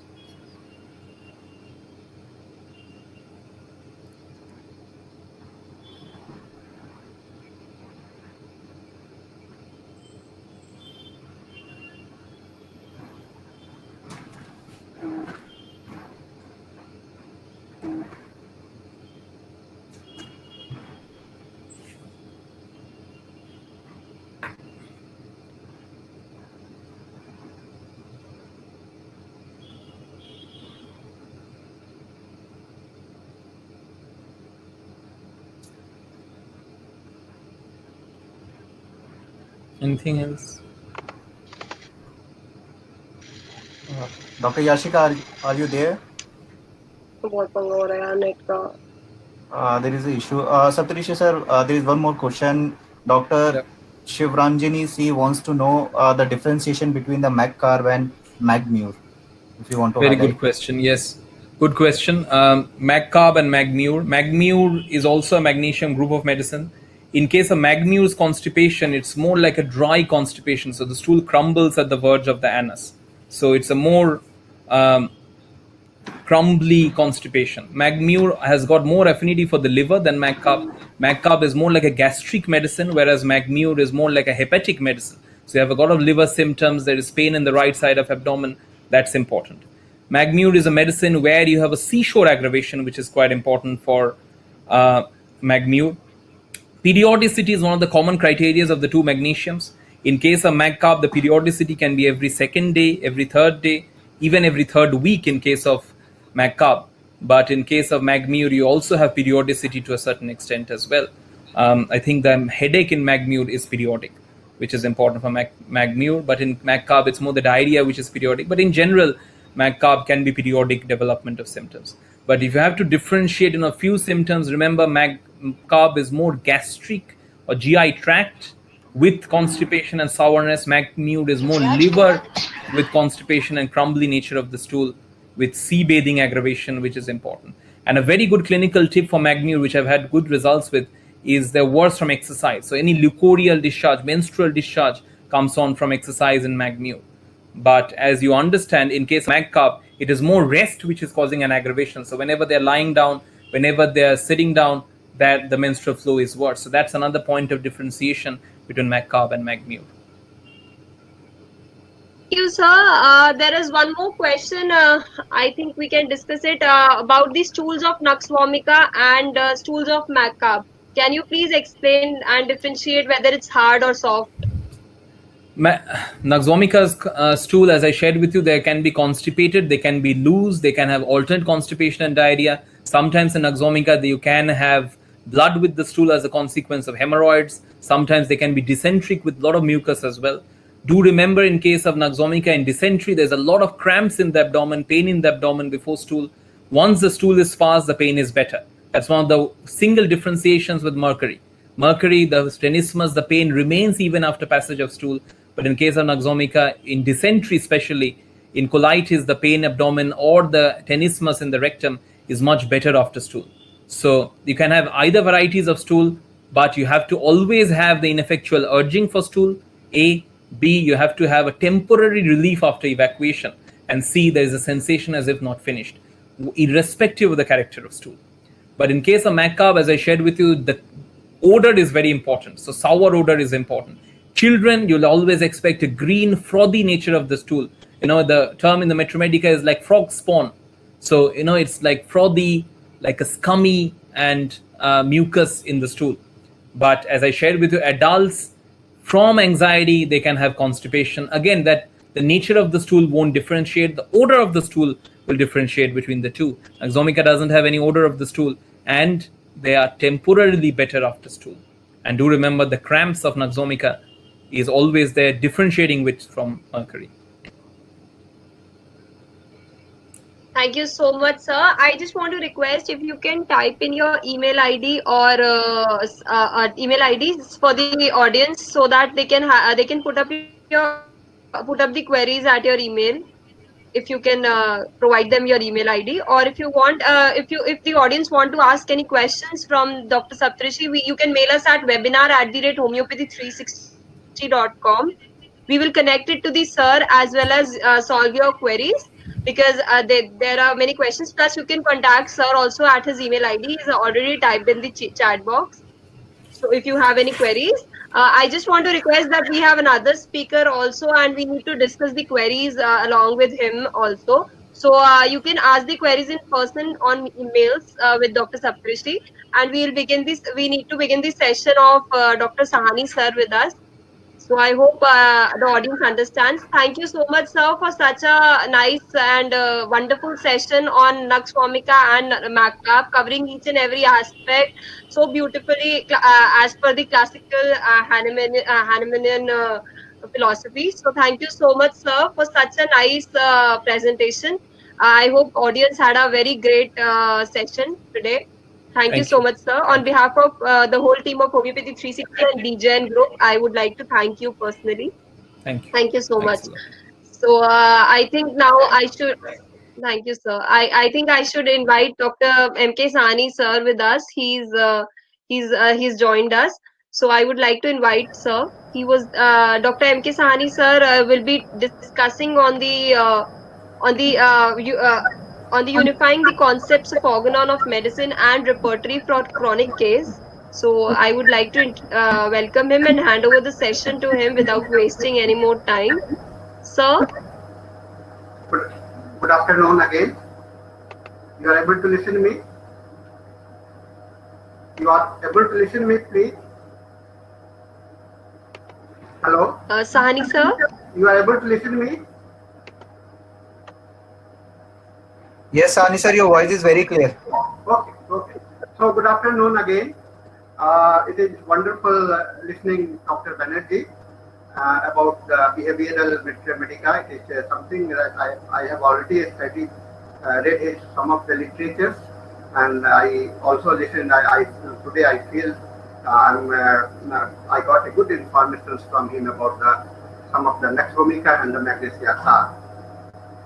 Friends, whenever I come with the BJ people, I feel like that it is homecoming back. And especially when I meet Dr. Mr. Magnesium and Rajesh Kumarji and Yasika Arora, I feel they are my children. It is definitely wonderful time spending with you all. Previously also I had shared some of my informations, some of my presentations with you. And today I feel that we should try to understand the meaning of the unifying and what is the necessity for having the unifications. Unifications, most of the students who are studying Mathematica, Organon and the 12 subjects at the BHMS level, sometimes they feel that they have to pass in Mathematica, they have to pass in, and only for the passing, and they develop some of the liking or some favoritism for some subjects, and they say that this is the only thing. And with these things, their mind is diverted and it becomes one-sided, like that of the Hahnemann's approach of the one-sided disease. So, and I want to break these things because we as a homeopath, we are neither a Organon, we are neither a Mathematica, but a unified aspect of the Mathematica, Organon and the Repertory. And all the 12 subjects that we have studied during our BHMS classes, and I only think that we have to use them in such a way that it doesn't feel that they are different from each other. Organon is not separated from Mathematica, Mathematica is not separated from the Repertory, whatever, all the subjects, because we as a medicine man, we have to become a medicine man, and this is very important for our understanding that. That's why I always feel about this word unifying concept. And I tried my best to present before you the unifying concepts involved in the homeopathy. What we talk about the man as a man, when you talk about the man, we don't talk about his mind, we don't talk about his spirit, we don't talk about his body. When we think man, that means that it includes mind, body, and the spirit. This is the basic thing that we must have the homeopathy.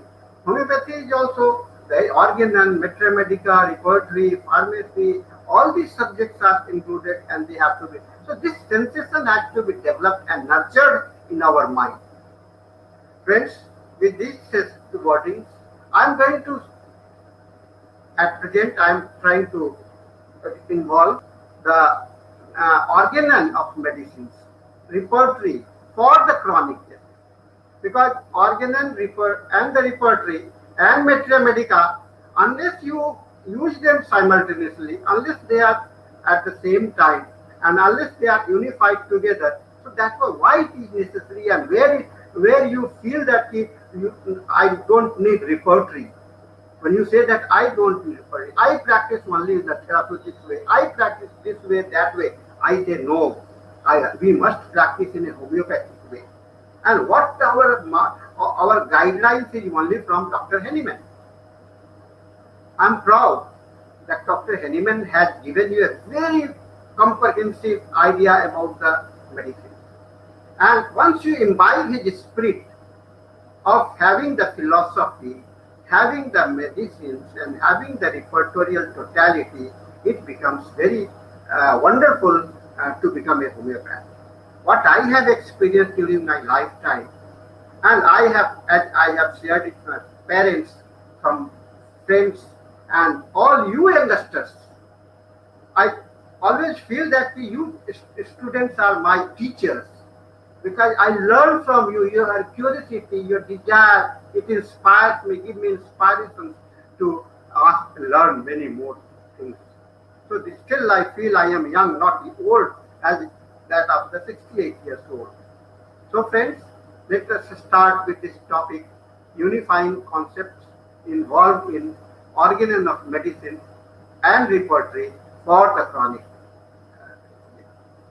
Now, whole of the human race, right from the inception, curiously watched his own existence.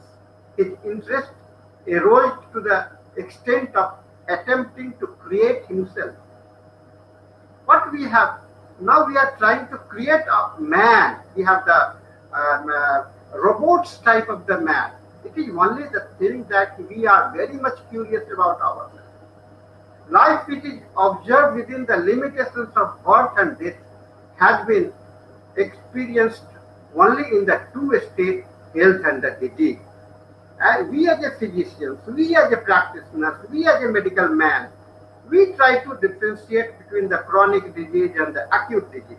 But what about the patient? What they feel?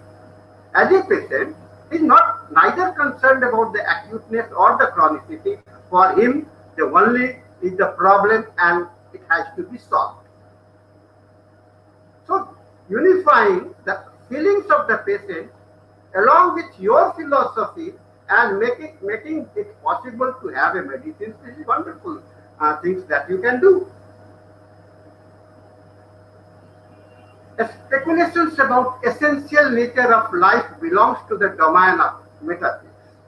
Now again, when we are as a homeopath, what we feel, vital principle, metaphysics, something which is beyond our limit. It is something away, and many a time we don't believe in it. And when it comes to our practice, we think about the medicines to be swallowed, to be taken into the mouth, and to be which may help the patient. So thought at the dynamic level and practice and action at the bottom level. So two contrasting features are there. The thoughts and action, it has to be unified together. My understanding that unless you are going to unify your thoughts and your action together, you cannot develop a confidence and cannot have the clarity in your practice. And as long as confusion persists in your life, it will become difficult to practice any system of the medicine. So confusion should be removed. Your action and your thoughts have to be unified together so that you can get a better understanding about the life itself. So unifying is always a very prominent word for a medical man. Life exists from the invisible to the visible. We have to believe, and Dr. Henneman was very much concerned about the invisibility of the life and visibility of the life. This is the Hennemanian concept. Ninth one, he speaks about the invisible vital principle, and then he talks about the symptoms at the physical body. And unless you have the unified understanding for both of them, you may not be able to practice the medicine. Friends, I'm going to remind you the point number 9, and you are all aware about this. And the word, every word in this aphorism will help you in making and understanding the homeopathy. In the healthy condition of man, who is man, healthy condition, who is the man, the spirit, like vital force, autocratic. It is not dependent on anything. The dynamics that animates the material body. Dynamics. It is the dynamic. It has got the dynamic capacity. Still, it don't take the energy from outside. It is self-driven, autocratic dynamic force. And what is the function? To animate the material body. Animates the material body. Rules with unbounded sway. It has to work. It is working like a very dictator. Your vital principle. It is working like a dictator on your body. Unbounded sway, and retains all the part of the organism in admirable, harmonious, and vital operation. It is dictatorial, yet it is harmony. It is not anarchy. It is democratic. This is the principle that we have to imbibe in our understanding. And once you understand the importance of this vital principle, and you can try to find it out how it can be applied in your practice will definitely, you'll feel like confident becoming that. And what is the connectivity between the vital principle and the body? It speaks about the mind, indwelling region gifted mind. What is mind? It is indwelling. Indwelling means it stays at that place where you think, where you want to. So you can take your mind in any place. Any place. You can keep your mind in your seat. You can keep your mind in your body. So it is indwelling region gifted mind, and the function of this mind is to provide a region guidance to the. It is like the Prime Minister guide advisor for our vital principle. And what is the purpose? The purpose is the highest existence of our purpose. So it is the question of unifying spirit, mind, and the body. Right? It is very important to understand this philosophy to become and practice homeopathy. The unifying concepts of the spirit, mind, and the body. And then medical practice requires understanding invisible plane and making them use at the visible plane. So what is that? There's something beyond the visibility, and you have to utilizing those invisible concepts on the practical plane. Organon is divided into three sections. We are all aware. The theoretical deals with the how and why remedies act. Dr. Banerjea was talking to you about them, why the Nux Vomica was one. And then the dialectics, meaning the rule and principles, how to follow the guidelines, and then practical, which compares the art of applying the rules in prescribing for the actual patients. So three things are there. There are the principles, there are the guidelines, and then there are the objective is there, mission is there. Mission is to how the medicines is going to act, and then to make it possible, we have the regulations, we have the guidelines, and then at the practical level we have the applications. So this is the beauty of the medicines. Friends, I am taking you your mind towards the stalwarts in homeopathy, Dr. Kent, who speaks about patients generally call attention to the commonest things. They don't come for, and they are not bothered with the causations. They are bothered with their problem. While it is strange and peculiar things that guide to the remedy, they don't care that you are guided by the peculiar, you need the peculiar symptoms, and they will not tell you the peculiar symptoms. You have to observe those peculiar symptoms. The symptoms most covered up from the observation of the physicians are often the things guiding to the remedy. These symptoms that are withheld and seems to be no obscure and no so difficult to obtain are the very one that the patient thinks do not amount for the anything. Patient see what rubbish doctor is asking. Let them say, let them believe, let them carry on their own belief. But you have to build your own belief and don't get diverted by the any of these things. So this stalwart Dr. Kane has spoken very nicely about it. And you may be about the Luke D.H.M.S. He has made a very good commentary on the Organon of medicine. It may be available. It is available with the BJ peoples. This commentary of the Luke D.H.M.S. He has given a very strong understanding about a homeopath who has to become a respective, like a homeopathic physician has to be respective like a photographic plate, ready to receive the image of the patient without preoccupations, preconceptions, or prejudice.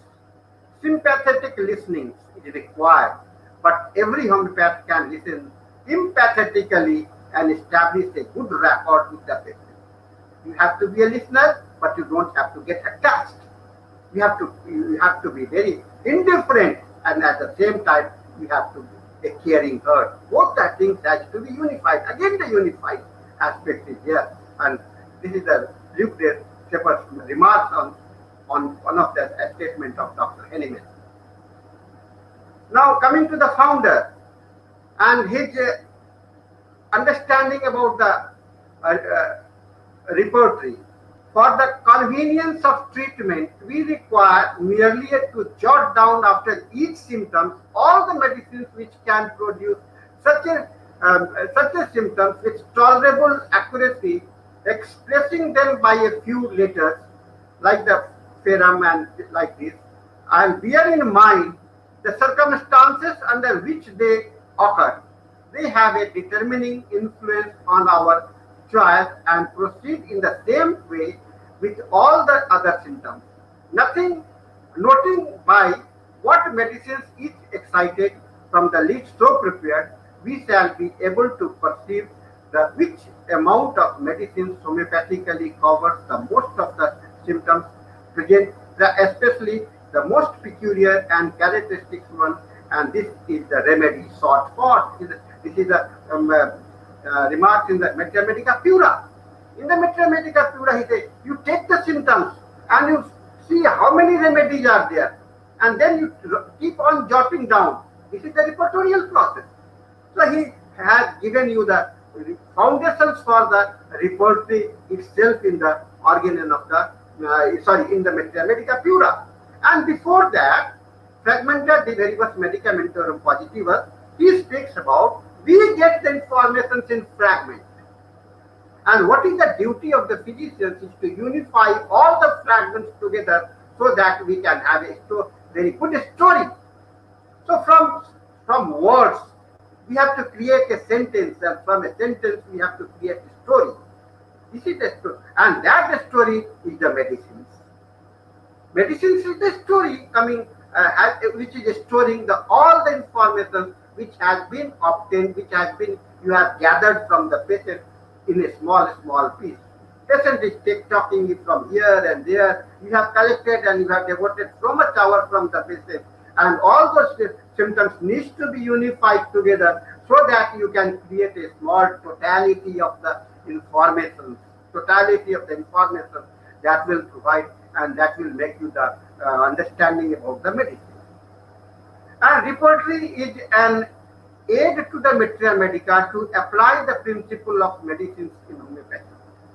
Definitely, or Dr. Henneman understood symptoms as a fragment from the whole, needs to be unified to construct a disease portrait.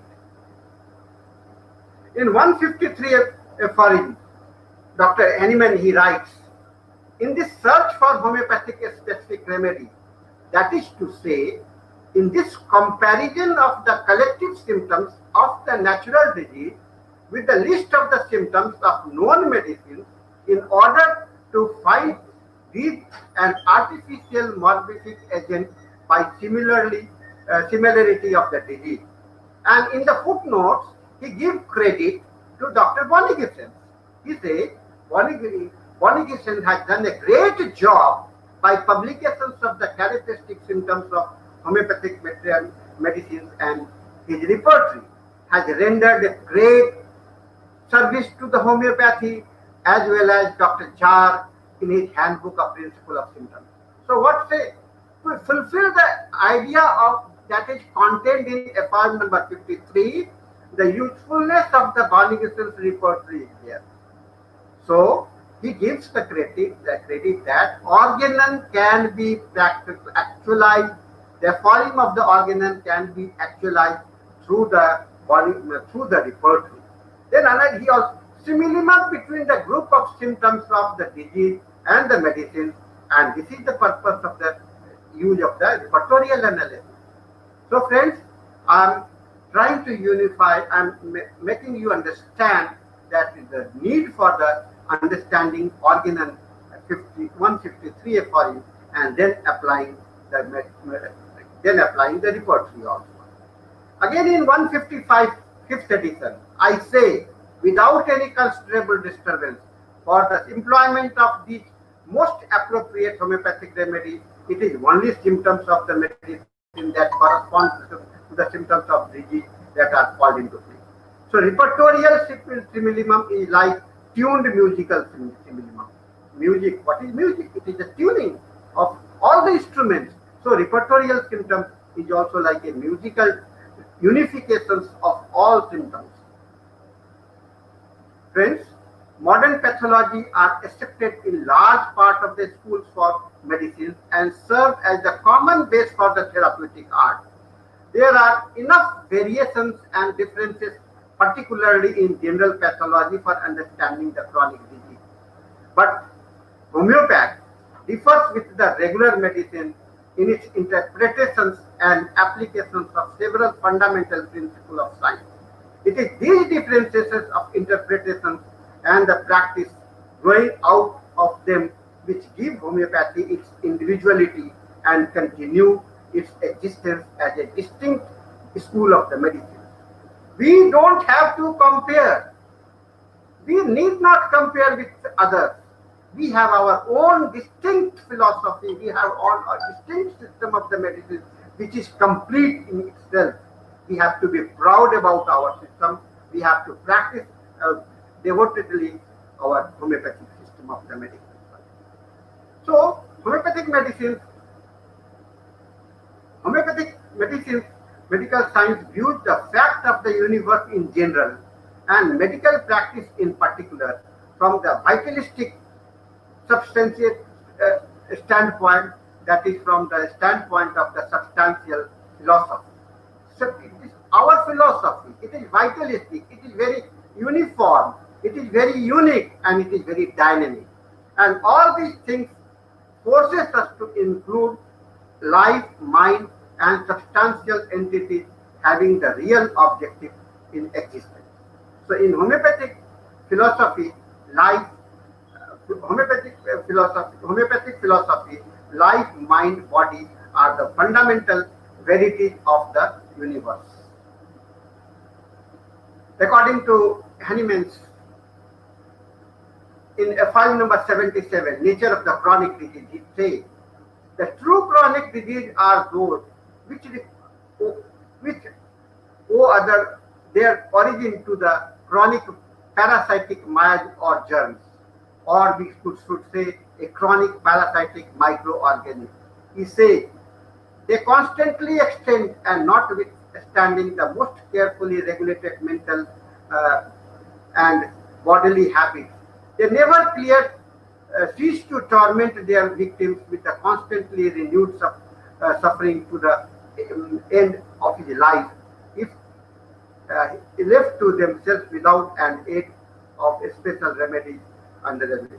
These are the sources of great suffering to the human race. The most robust constitution, the best of the habits, and the greatest energy or unaided vital force are unable to resist it. This is the power of the mind. Power of the mind.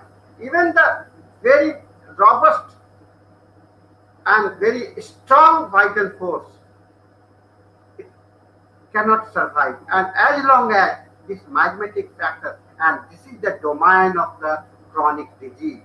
This is the domain of the chronic. Chronicity means dominated by the chronic mind, which needs some support of the homeopathic medicines. So Hahnemann tells chronic disease only are the best test of the genuine healing art because they do not themselves pass away. Now, there are the understanding, I have cured this or that disease, but there are many cures which happens by itself. All acute disease, they have the possibilities of getting cured itself, getting resolved. The artificial chronic disease, they also can subside if you stop them, stop taking medicines and improve your lifestyle. But those diseases which are dominated by the miasmatic influence, it has become difficult to resolve without having a proper system involved into them. So all chronic disease originates and are based on fixed chronic mile, which enables their parasitical ramifications to spread through the human organism and to grow without end. And this is written in the chronic disease 1 to 3 paragraph. And then he writes semi-vital morbid mile, chronic disease and semi-vital morbid mile of a parasitical nature, which can only be neutralized and annihilated by a more powerful remedy producing analogs, similar effects. So these are the writings from the chronic disease of the organ, Dr. Hahnemann. So, expression of the chronic disease, how it is expressed in these investigations, the ascertainable physical constitutions. It is in the point number 5. Just try to remember this. I am talking only within the domain of the organ and the medicine. Ascertainable physical constitutions of the patient, especially when the disease is chronic, his moral and intellectual character, his occupations, mode, living and habits, his social and domestic relationships, his age and sexual functions, etc., are to be taken into consideration. So this is the totality concept. A patient is never indicated by one symptom, two symptoms. It is indicated by the totality of the symptoms. So totality expressions through the group of the symptoms. This is important. And repertorial matching brings you the simillimum medicine. So do you feel now that the homeopathy can be practiced without the true homeopathic, the classical homeopathy can be practiced without repertory? Yes, we need instrument every time. We need support every time. Unless we are aided with the repertorial analysis, we are not able to go into the details of the case. So unifying concept has been expressed by Dr. Hahnemann, which involves organon of medicines and repertory for the chronic disease. And applied clinical approach for therapeutic application is the only through that. So my contention, what I have understood at the end of my life, that you cannot practice homeopathy without the use of the repertory. Repertory is the only thing that can help you to practice with most honest, in an honest way and in the judicious way. Now I am going to display some of the cases so that you to demonstrate the repertorial approach to fulfill the principle of the homeopathy. The chronic disease, what I have spoken just now, I want to tell you and demonstrate with some of the cases that I have understood during my, and I have taken only sample cases to give you the idea about how I work with the medicine. Now this is a case of bulky uterus. And you know why I have taken this case? Because this patient didn't came for the bulky uterus. She came only for the cervical pain, and she was unmarried lady, committed to a ward to the religious. She was a religious lady, and approached our department at the Fuji Holy Family Hospital, Patna, for her pain in the cervical region. She came only for the pain. Doctor, I have the pain, cervical pain. Can you help me? I said, I can. Let me see. She was suffering from this pain for the last 2 years. This pain was more on the left side and was extending downwards to the hand. The pain was more acute with every change of weather, and whenever she became anxious, however, she felt better with the motion of her hand and the neck. The motion was giving her. So this was the presentation. For this problem only she came, because she was not aware that we are going to, we can remove the bulky uterus also. So when I started taking the history, I found other complaints also. She had warts in the neck, around the neck. It was very soft. And then condylomata growth was there in the rectum, and it was present there for the last 3 years. It was painful while passing the stool. And on further questioning, we observed that she was also suffering from Materia, profuse menstruations, which last for the last 10 years. And she got this checked with the doctor. And doctor told them that it is a case of fibroid uterus, which is bulky in nature, and they suggested for the hysterectomy. So she was prepared to, and she had taken an appointment with the doctor for her surgery case. She had resigned to undergo the proposed hysterectomy. However, now we started giving her suggestions that if she followed our treatment, there would be no need to undergo any surgery.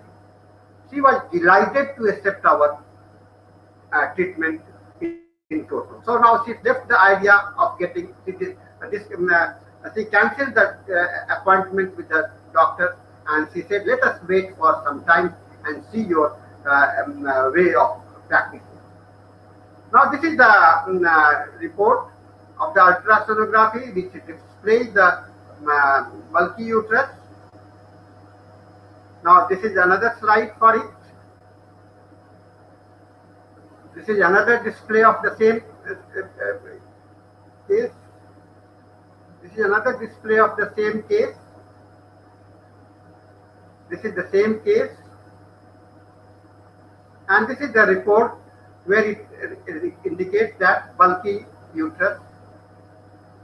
Now we started with the case.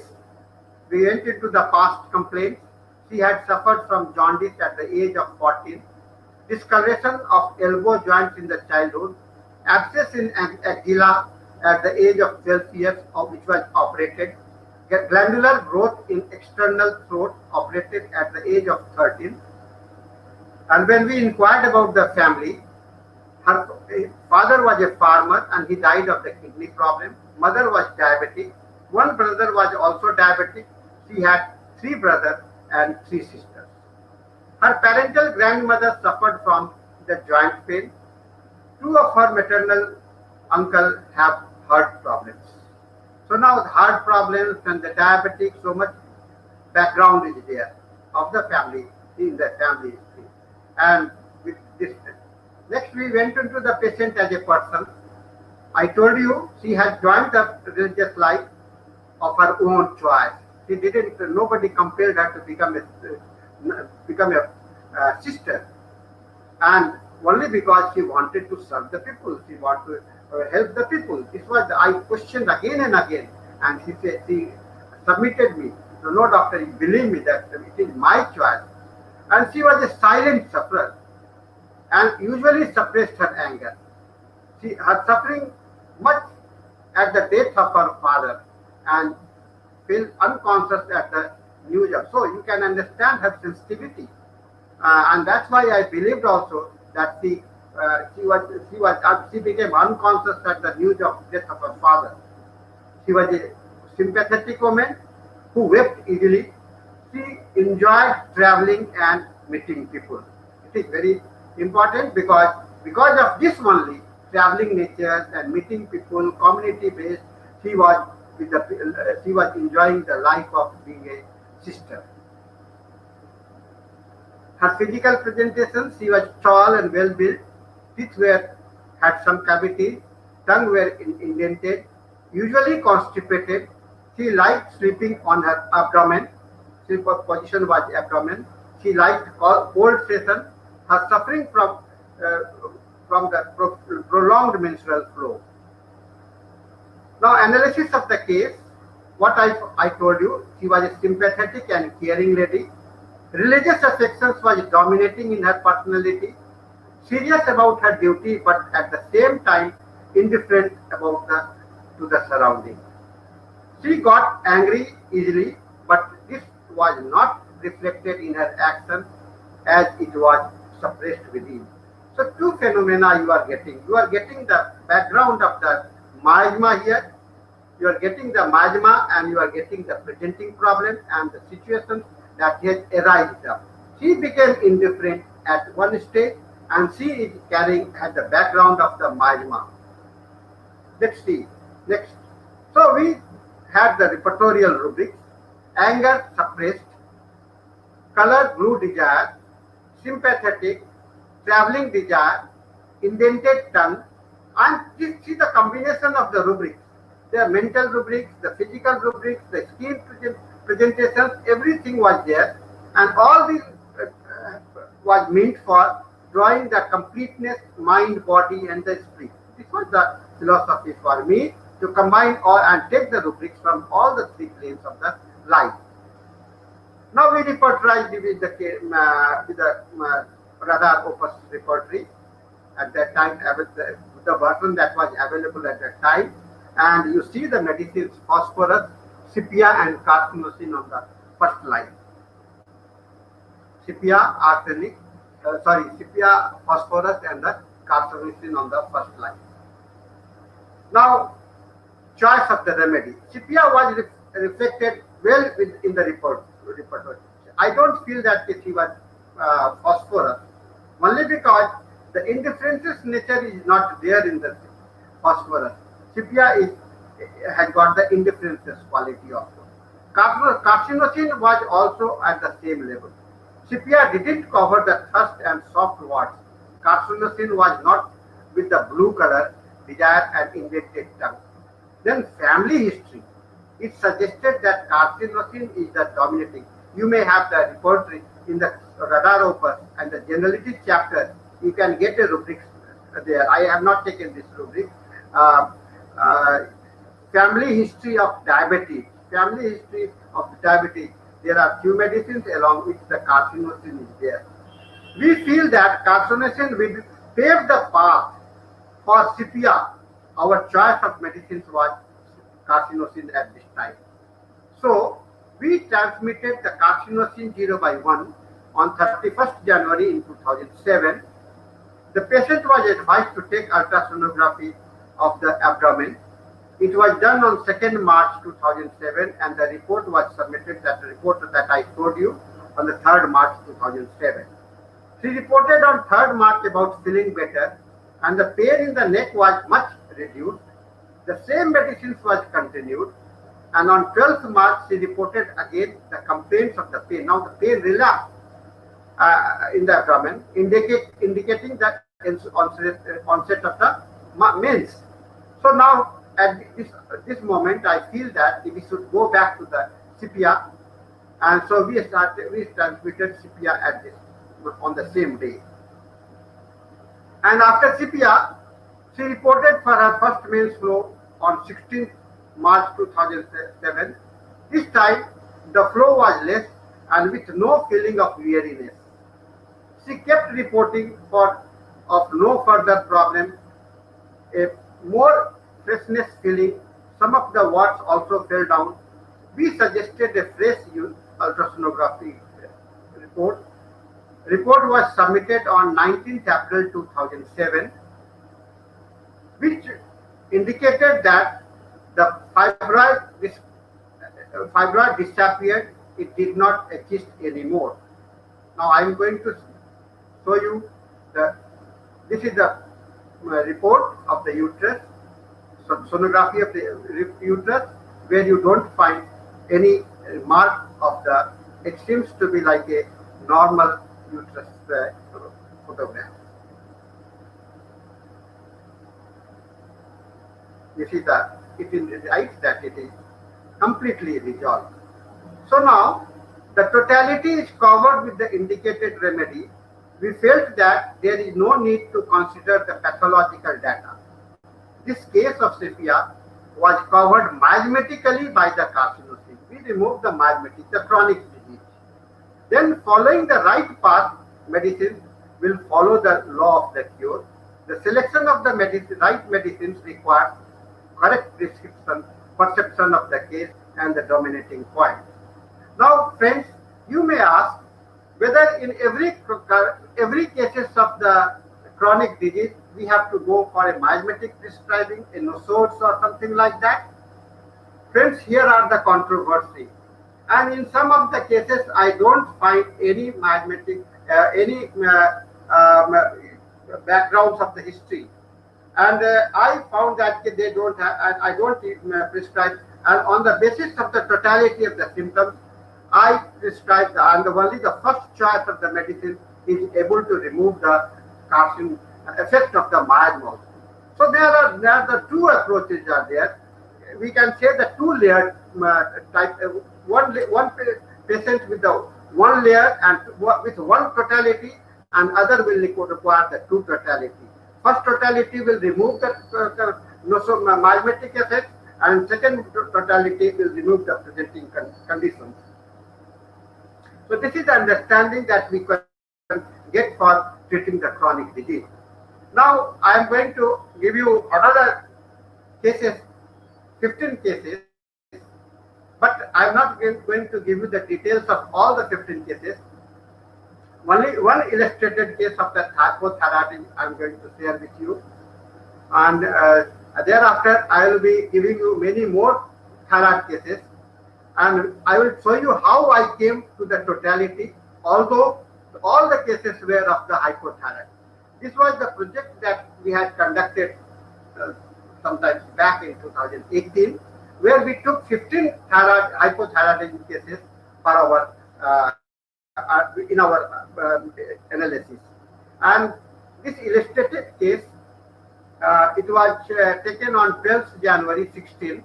The name is like this. She was a female with 40 years age and her weight was 65. Her present problem, she was diagnosed as a suffering from the hypothyroidism for the last 4 years. Breathing was difficult, which was aggravated by walking, and then palpitations and cough, exertions committed by the race, allergic to dust, and obesity. The past history, there was nothing significant. In the family history, father had a dry cough, he was a retired person.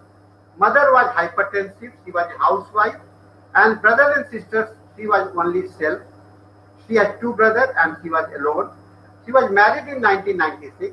Husband was a police inspector, and she had one son and one daughter. Now, when we tried to look into the mental setup, she was an educated lady, graduate, but she had not opted for the house job because she got married with a police officer, and she was satisfied with the thing, so she left the idea of getting into the job. Now the life became very sedentary. Lifestyle was sedentary. Concentration, now still the mind is there that she is educated, but she is now living it. So there is a concentration difficulty started. She became short-tempered, weeping after the anger, mild and silently she was suffering, less interest in religious activity, and she used to remain remain in the bed. This was the desire. Most of the time she would like to keep down. And one thing was very important, that something should happen, life should get changed, should get enjoy something, so she can get some better things, that she can fly like a bird. Physical setup, teeth had fallen down, dryness of the throat was there with the cough, become vegetarian after marriage. Now here also the suppression, she was non-vegetarian, but after the marriage she compromised.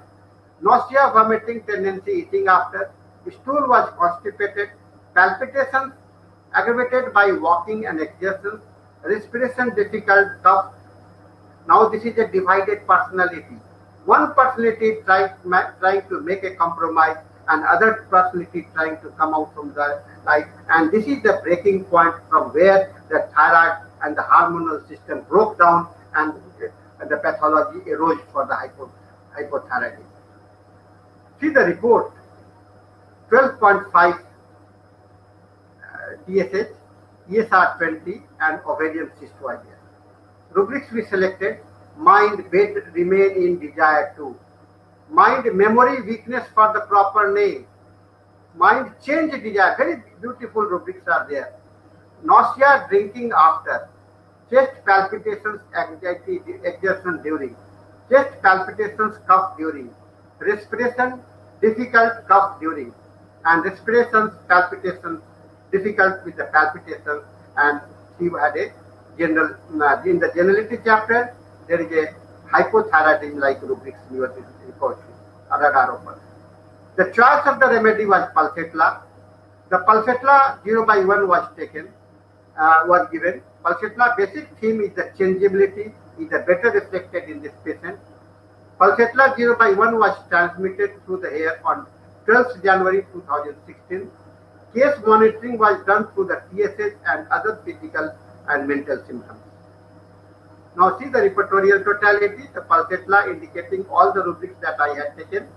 Second medicine was Netramuroticum, but because of the changeability factor and breaking down of the personality, we selected the pulsatilla. Now this is the follow-up. 12th January, treatment started with pulsatilla by 0/1. 16th January, dry cough, persist yet feeling better. Then 1st February, better cough, better, swelling less, continued, no change. Then 2nd February, freshness, feeling better, cough minimum. Now she took the test of the thyroid. It has came down to 5.05. Still we didn't change. Then on 16th June, she reported that now she is not feeling further progress. So a stagnated progress. Now, according to the 50 millismol application of the medicine, I felt that now it is the time to increase the potency. So I went to the pulsatilla 0/1, the same medicine. Now again she reported on 2nd of the October, TSH is now 2.05. Then 12th of the February next year, it came down to 1.05. The case was followed for 2 years with steady maintenance of the TSH. See how wonderful medicines can work when you select and the single remedy, when you follow the repertorial philosophy, applying the principle of the organon of the medicine. Now I am going to give you, this is the synopsis, this slide shows you the synopsis of the 15 cases. In pulsatilla was one of them, only one case. We had 4 cases which was treated by the Netramuroticum and 3 cases which were treated by the Thylacia and 2 cases which were treated by the tuberculinum and 2 cases treated by the sulfur and 1 cases treated by Nux vomica and 2 cases treated by the, and all the these are the medicines from the general homeopathic medicines on, and it was selected on the basis of the constitutional selection. So this was the case. Now I am going to give you another information. Now the 2 different type of the Netramuroticum, the portrait. Netramure, and each medicines you come, they don't come and represent with the same group of the symptoms. They have their own lifestyle. You have to translate the lifestyle into the repertorial rubric so that you can get and arrive at the medicine.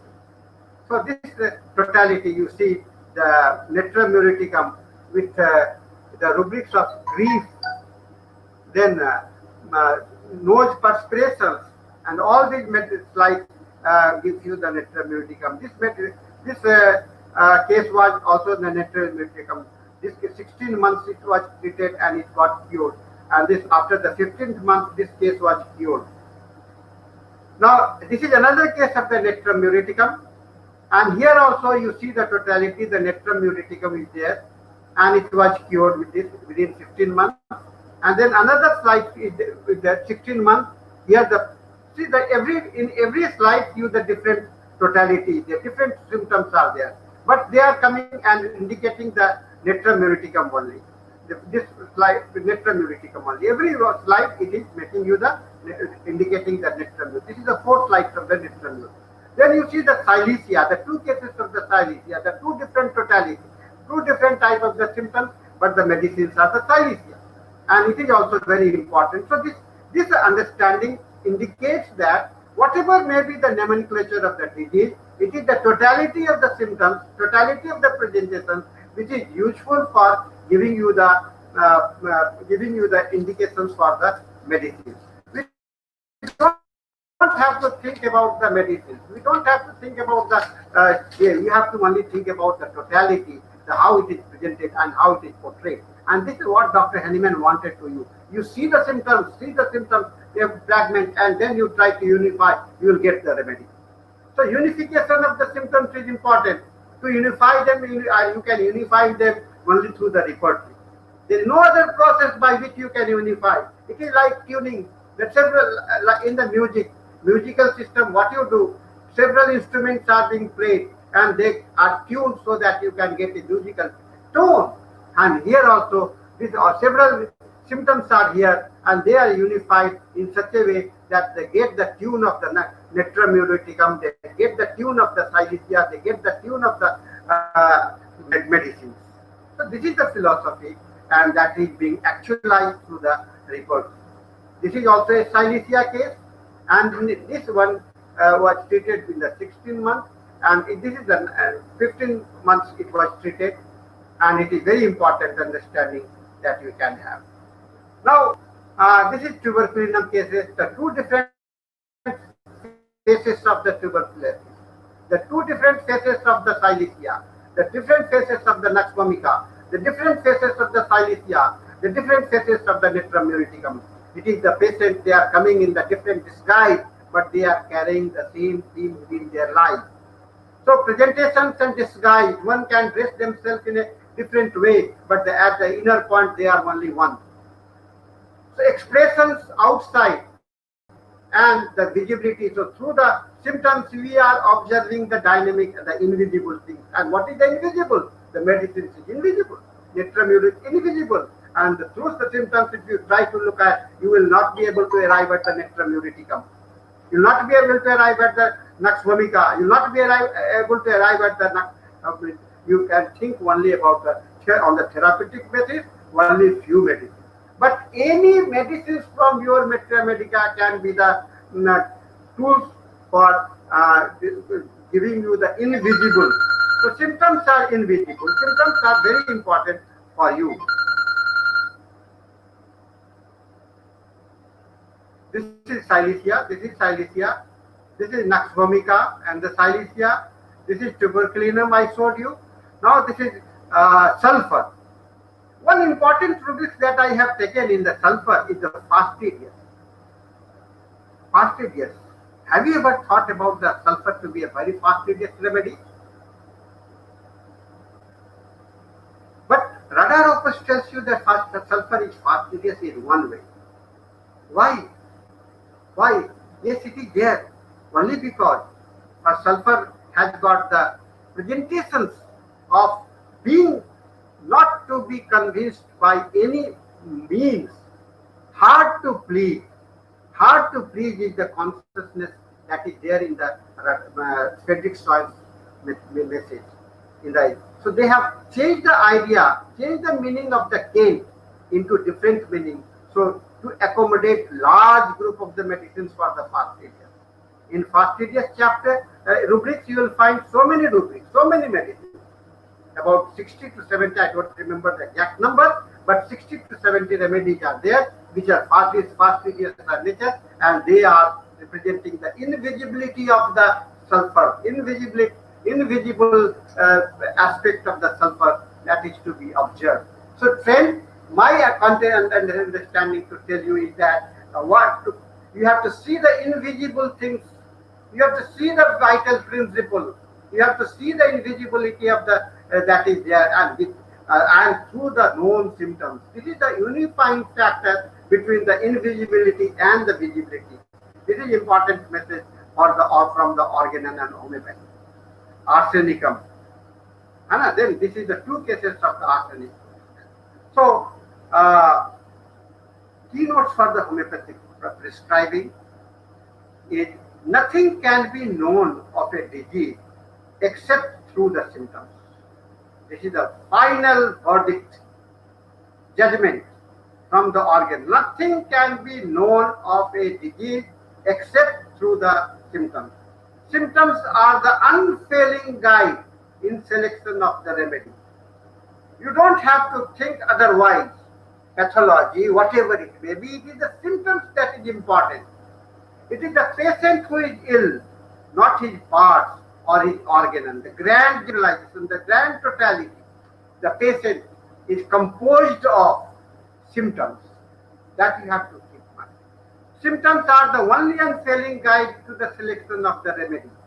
And peculiar characteristics, individualizing symptoms as against the common symptoms to denote the similar remedy. Similar remedy, not the same. The remedy can hardly be indicated by a single symptom, however peculiar. Friends, in the repertory, we are trying to look for, at many places, there are single remedies. One remedy rubrics, they are very dangerous. I say they are very dangerous. Don't try to use them until they are covered by the totality other symptoms, until they are supported by the other symptoms, because there are the chances that you may not be able to complete the totality. So with these things, it is very important for you to understand the totality of the symptoms, which comes from the different shades, which comes from in a different way, which is presents you and gives you a very important idea about the life. The invisible, life is invisible, and you enjoy, that is your visibility. So combining the invisible and visibility is the only idea that the chronic disease, chronicity, and the organon of medicine gives to you. So with these friends, I thank you very much. This is my small presentation to tell you about how I practiced in my life, what I have understood in my life, because this is important for me, and to share my experience. If you feel it is okay, it is my presentation. There may not be the evidence very much supported by the modern technology. Yet, homeopathy persists. Homeopathy is not supported by the present scientific world, but has to be accepted. It has to be accepted because it is not only that scientific evidence is important. It is important that how they are natural in nature. So, friends, with these words, I thank you all for giving me a very patient hearing. Thank you very much. So I have completed my presentations, Dr. Yasika and Dr. Rajesh.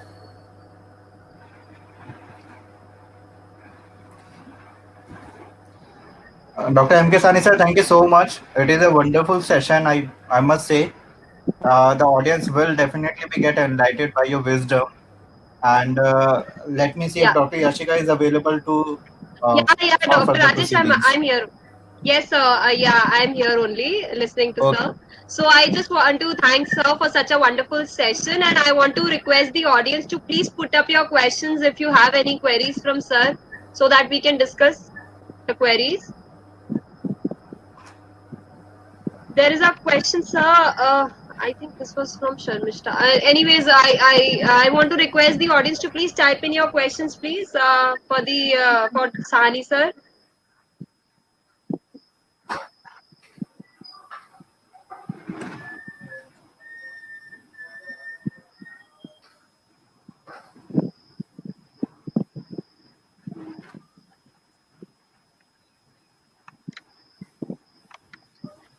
Please type the questions if you have any queries on the concepts of Organon or anything you want to discuss. Sir, there is a question from Dr. Princey. Which repertory you used in these cases? Friends, nowadays it is very important, very difficult to go with the book repertory.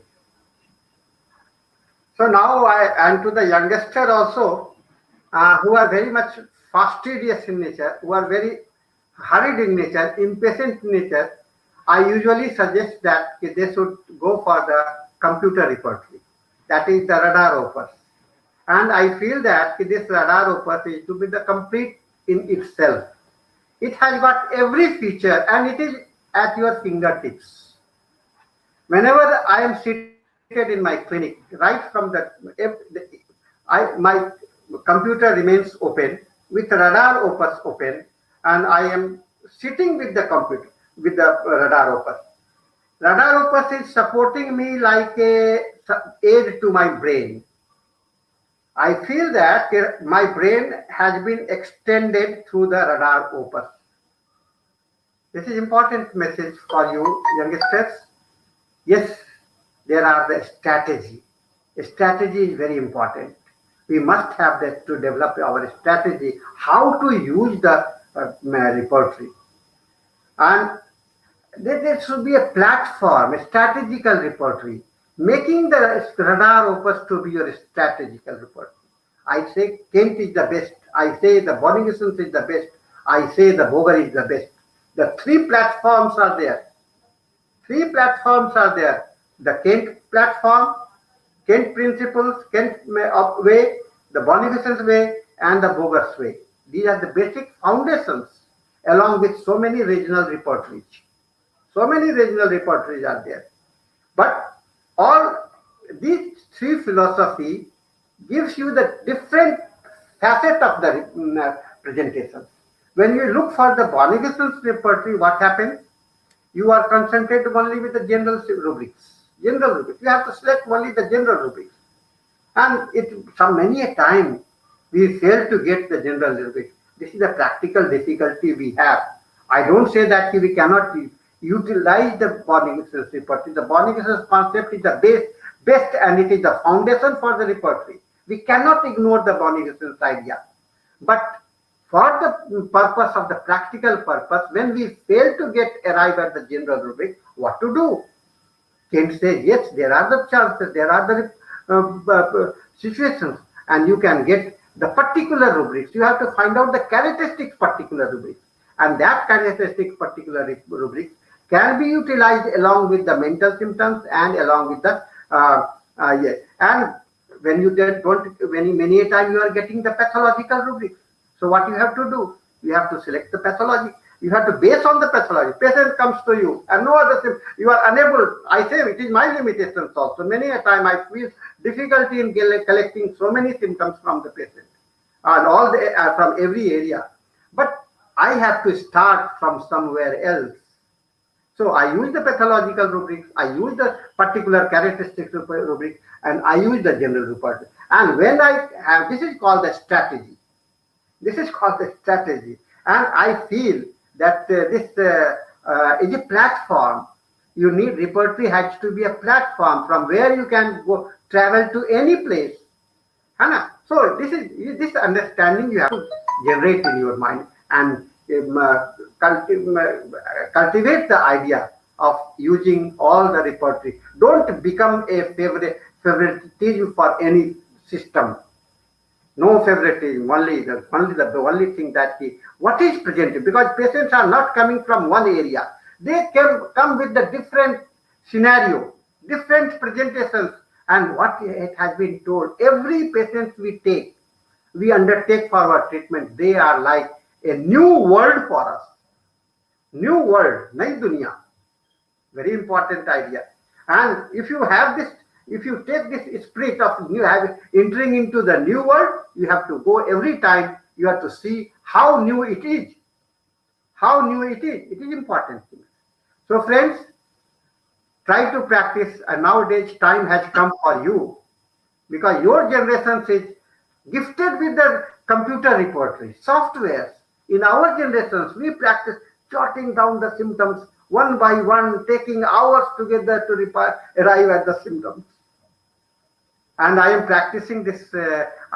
When I heard about the repertory, I started practicing with repertory in 1986.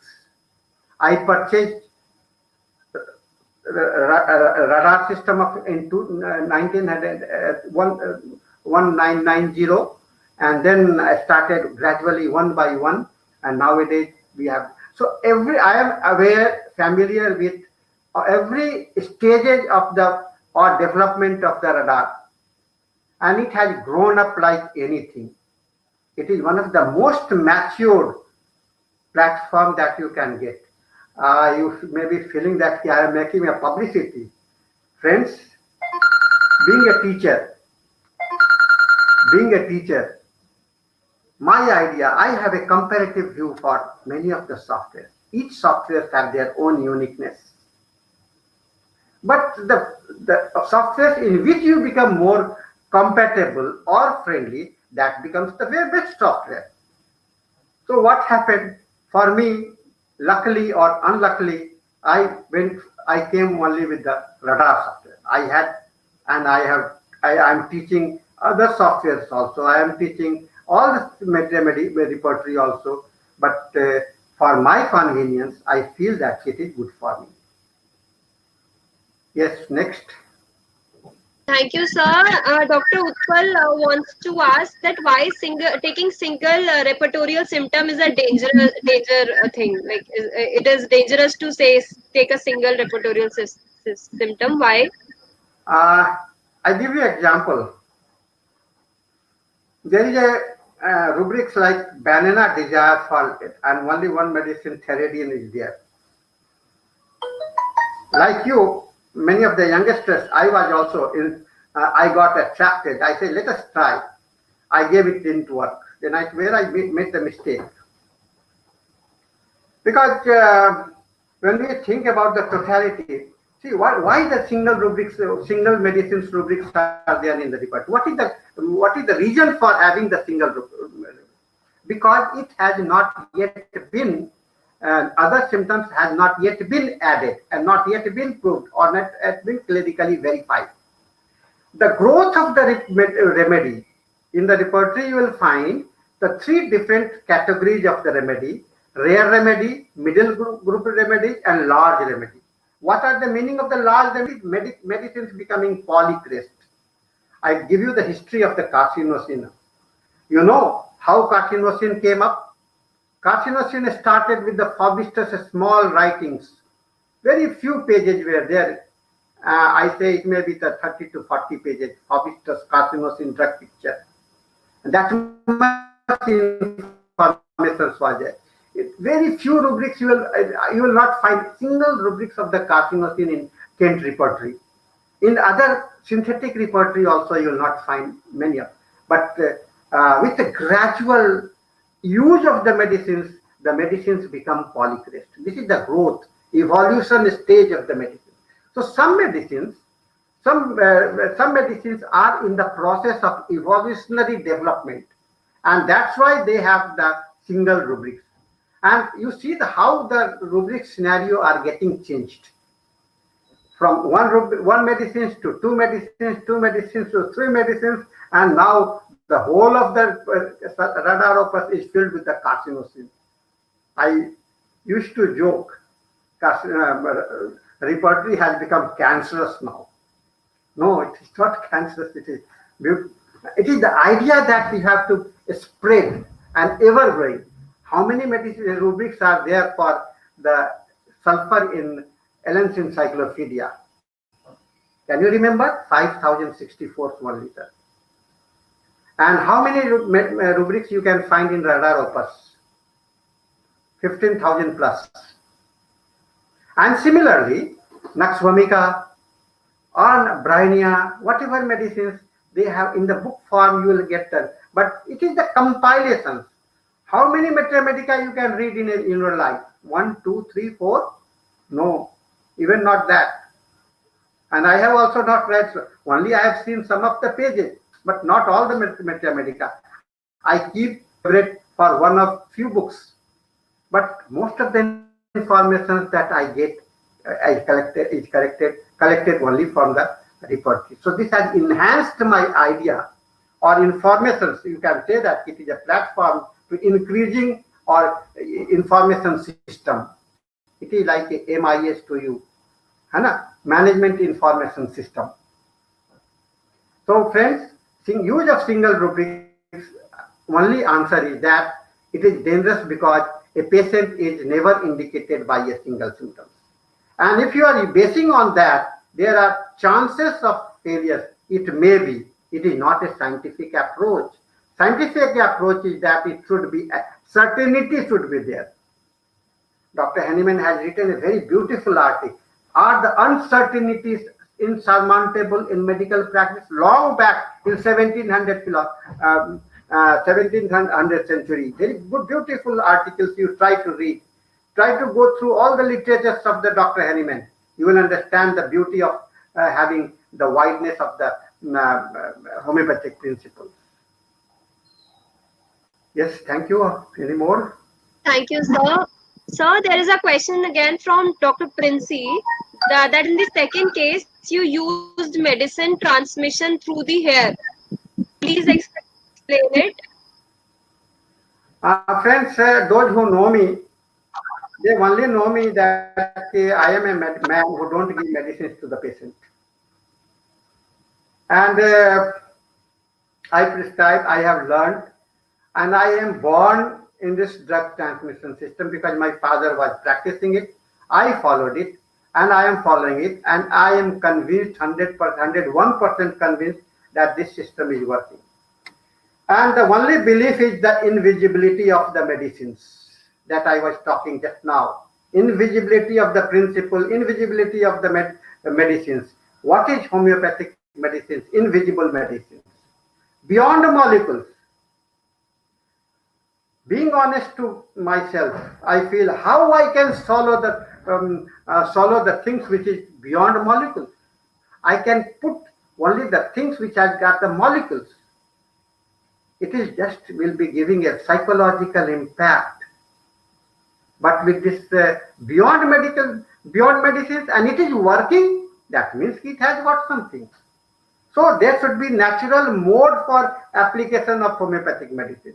You go to the Organon file number 283 and 284, 285, and you will find Dr. himself, Henneman, was very much worried about the right mode for application of homeopathic medicine. He talked about olfactions, he talked about oral, and he talked about the tactual. Recently, you might have heard about one of the doctors from Bombay. He was saying spraying the sepia will remove the medicine. Some people make a laughing stock for him. But I believe that it is possible because Henneman has spoken about the olfaction. Henneman had himself spoken about that. And there are practitioners in India who are using the olfactions more. So this is possible, and I have dared to be wise. I have tried to keep myself wise and confident in prescribing, and for me the patient comes only not to take the medicines orally, they come only to get the medicines transmitted through the hair that I do. It will be a long answer if I continue more talking on this subject. I request Yashika ji and Rajesh ji to have a separate session for this subject, which will be explaining many more understandings of it.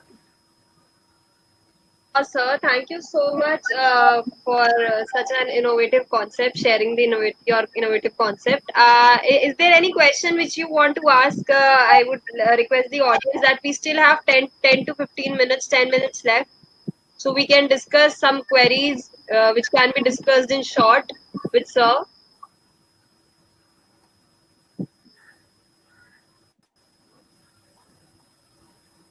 Please type in your queries in the chat box if you have any queries which can be discussed in another 5-10 minutes.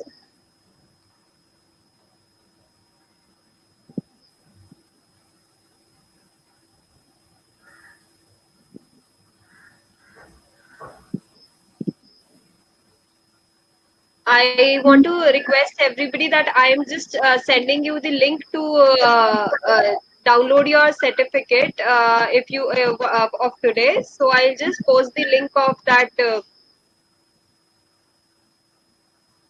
Google form wherein you can have your certificate. Also, I want to announce that tomorrow we have a session from two of the great speakers again. I request you to visit the website and be with us tomorrow at 3 p.m. again.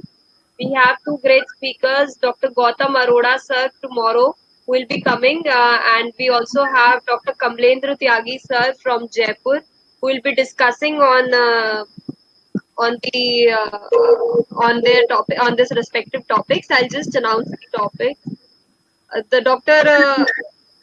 Gautam Arora sir would be discussing on one-sided diseases, and Dr. Kamlendra Tyagi sir would be discussing on journey of exploring art and science of homeopathic case.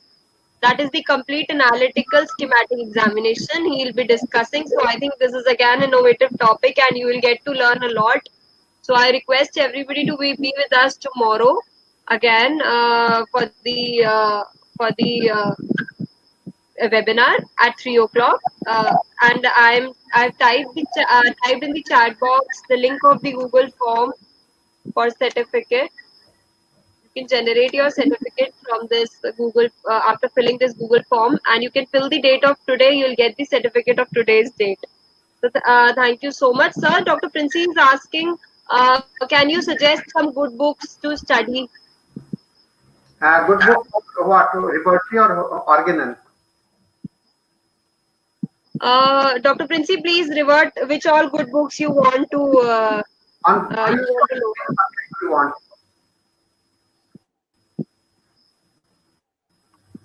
But meanwhile, I will try to tell you, going into the original is best. They are the gems. Try to go with the stick with the original, because there you get the original idea, and commentary are something which is some opinions are added. But if you want to have the original idea, try to go to the original books.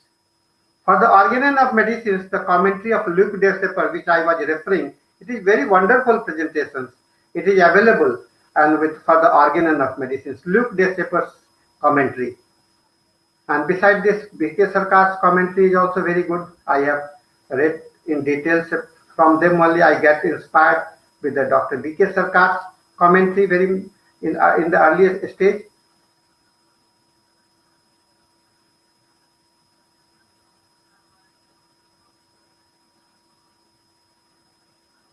Clear with the suggestion of the books. Any other queries you want to know, you want to discuss? I request everybody to please type in the chat box. So both she wants to know, Repertory, Organon, both she wants to know what all good books you can suggest. Repertory has got its own domain, and Organon on own domain. For the Repertory, to getting the basic of the Repertory, two important books are very useful for the students. What I say, the Red Book of Repertory, about the Dr. R.P. Patel's art of case taking and repertory. This gives you the basic of the repertory. Then the comprehensive idea that you can get from Dr. Tiwari's books. It is, I think, Dr. Tiwari's book is published by the B.J.M.S publications, and this R.P. Patel is by the Baroda. Some publications are there. You can find it out. But these two books are very important. You can create a base for the repertory. Then for the Organon, definitely I told you the Luc de Sepper's commentary. There is another Dr. Bengali doctors from give you very comprehensive and very summarized form of Organon, SK Day or something. I just forget the name. That book is very also important. I don't feel that it is available or not. You can find it out in the market, but this Organon Luc de Sepper is rightly available, I feel, and this is the basic things that you can have. Besides, the commentaries are very important. Commentaries from the originals are very important for you.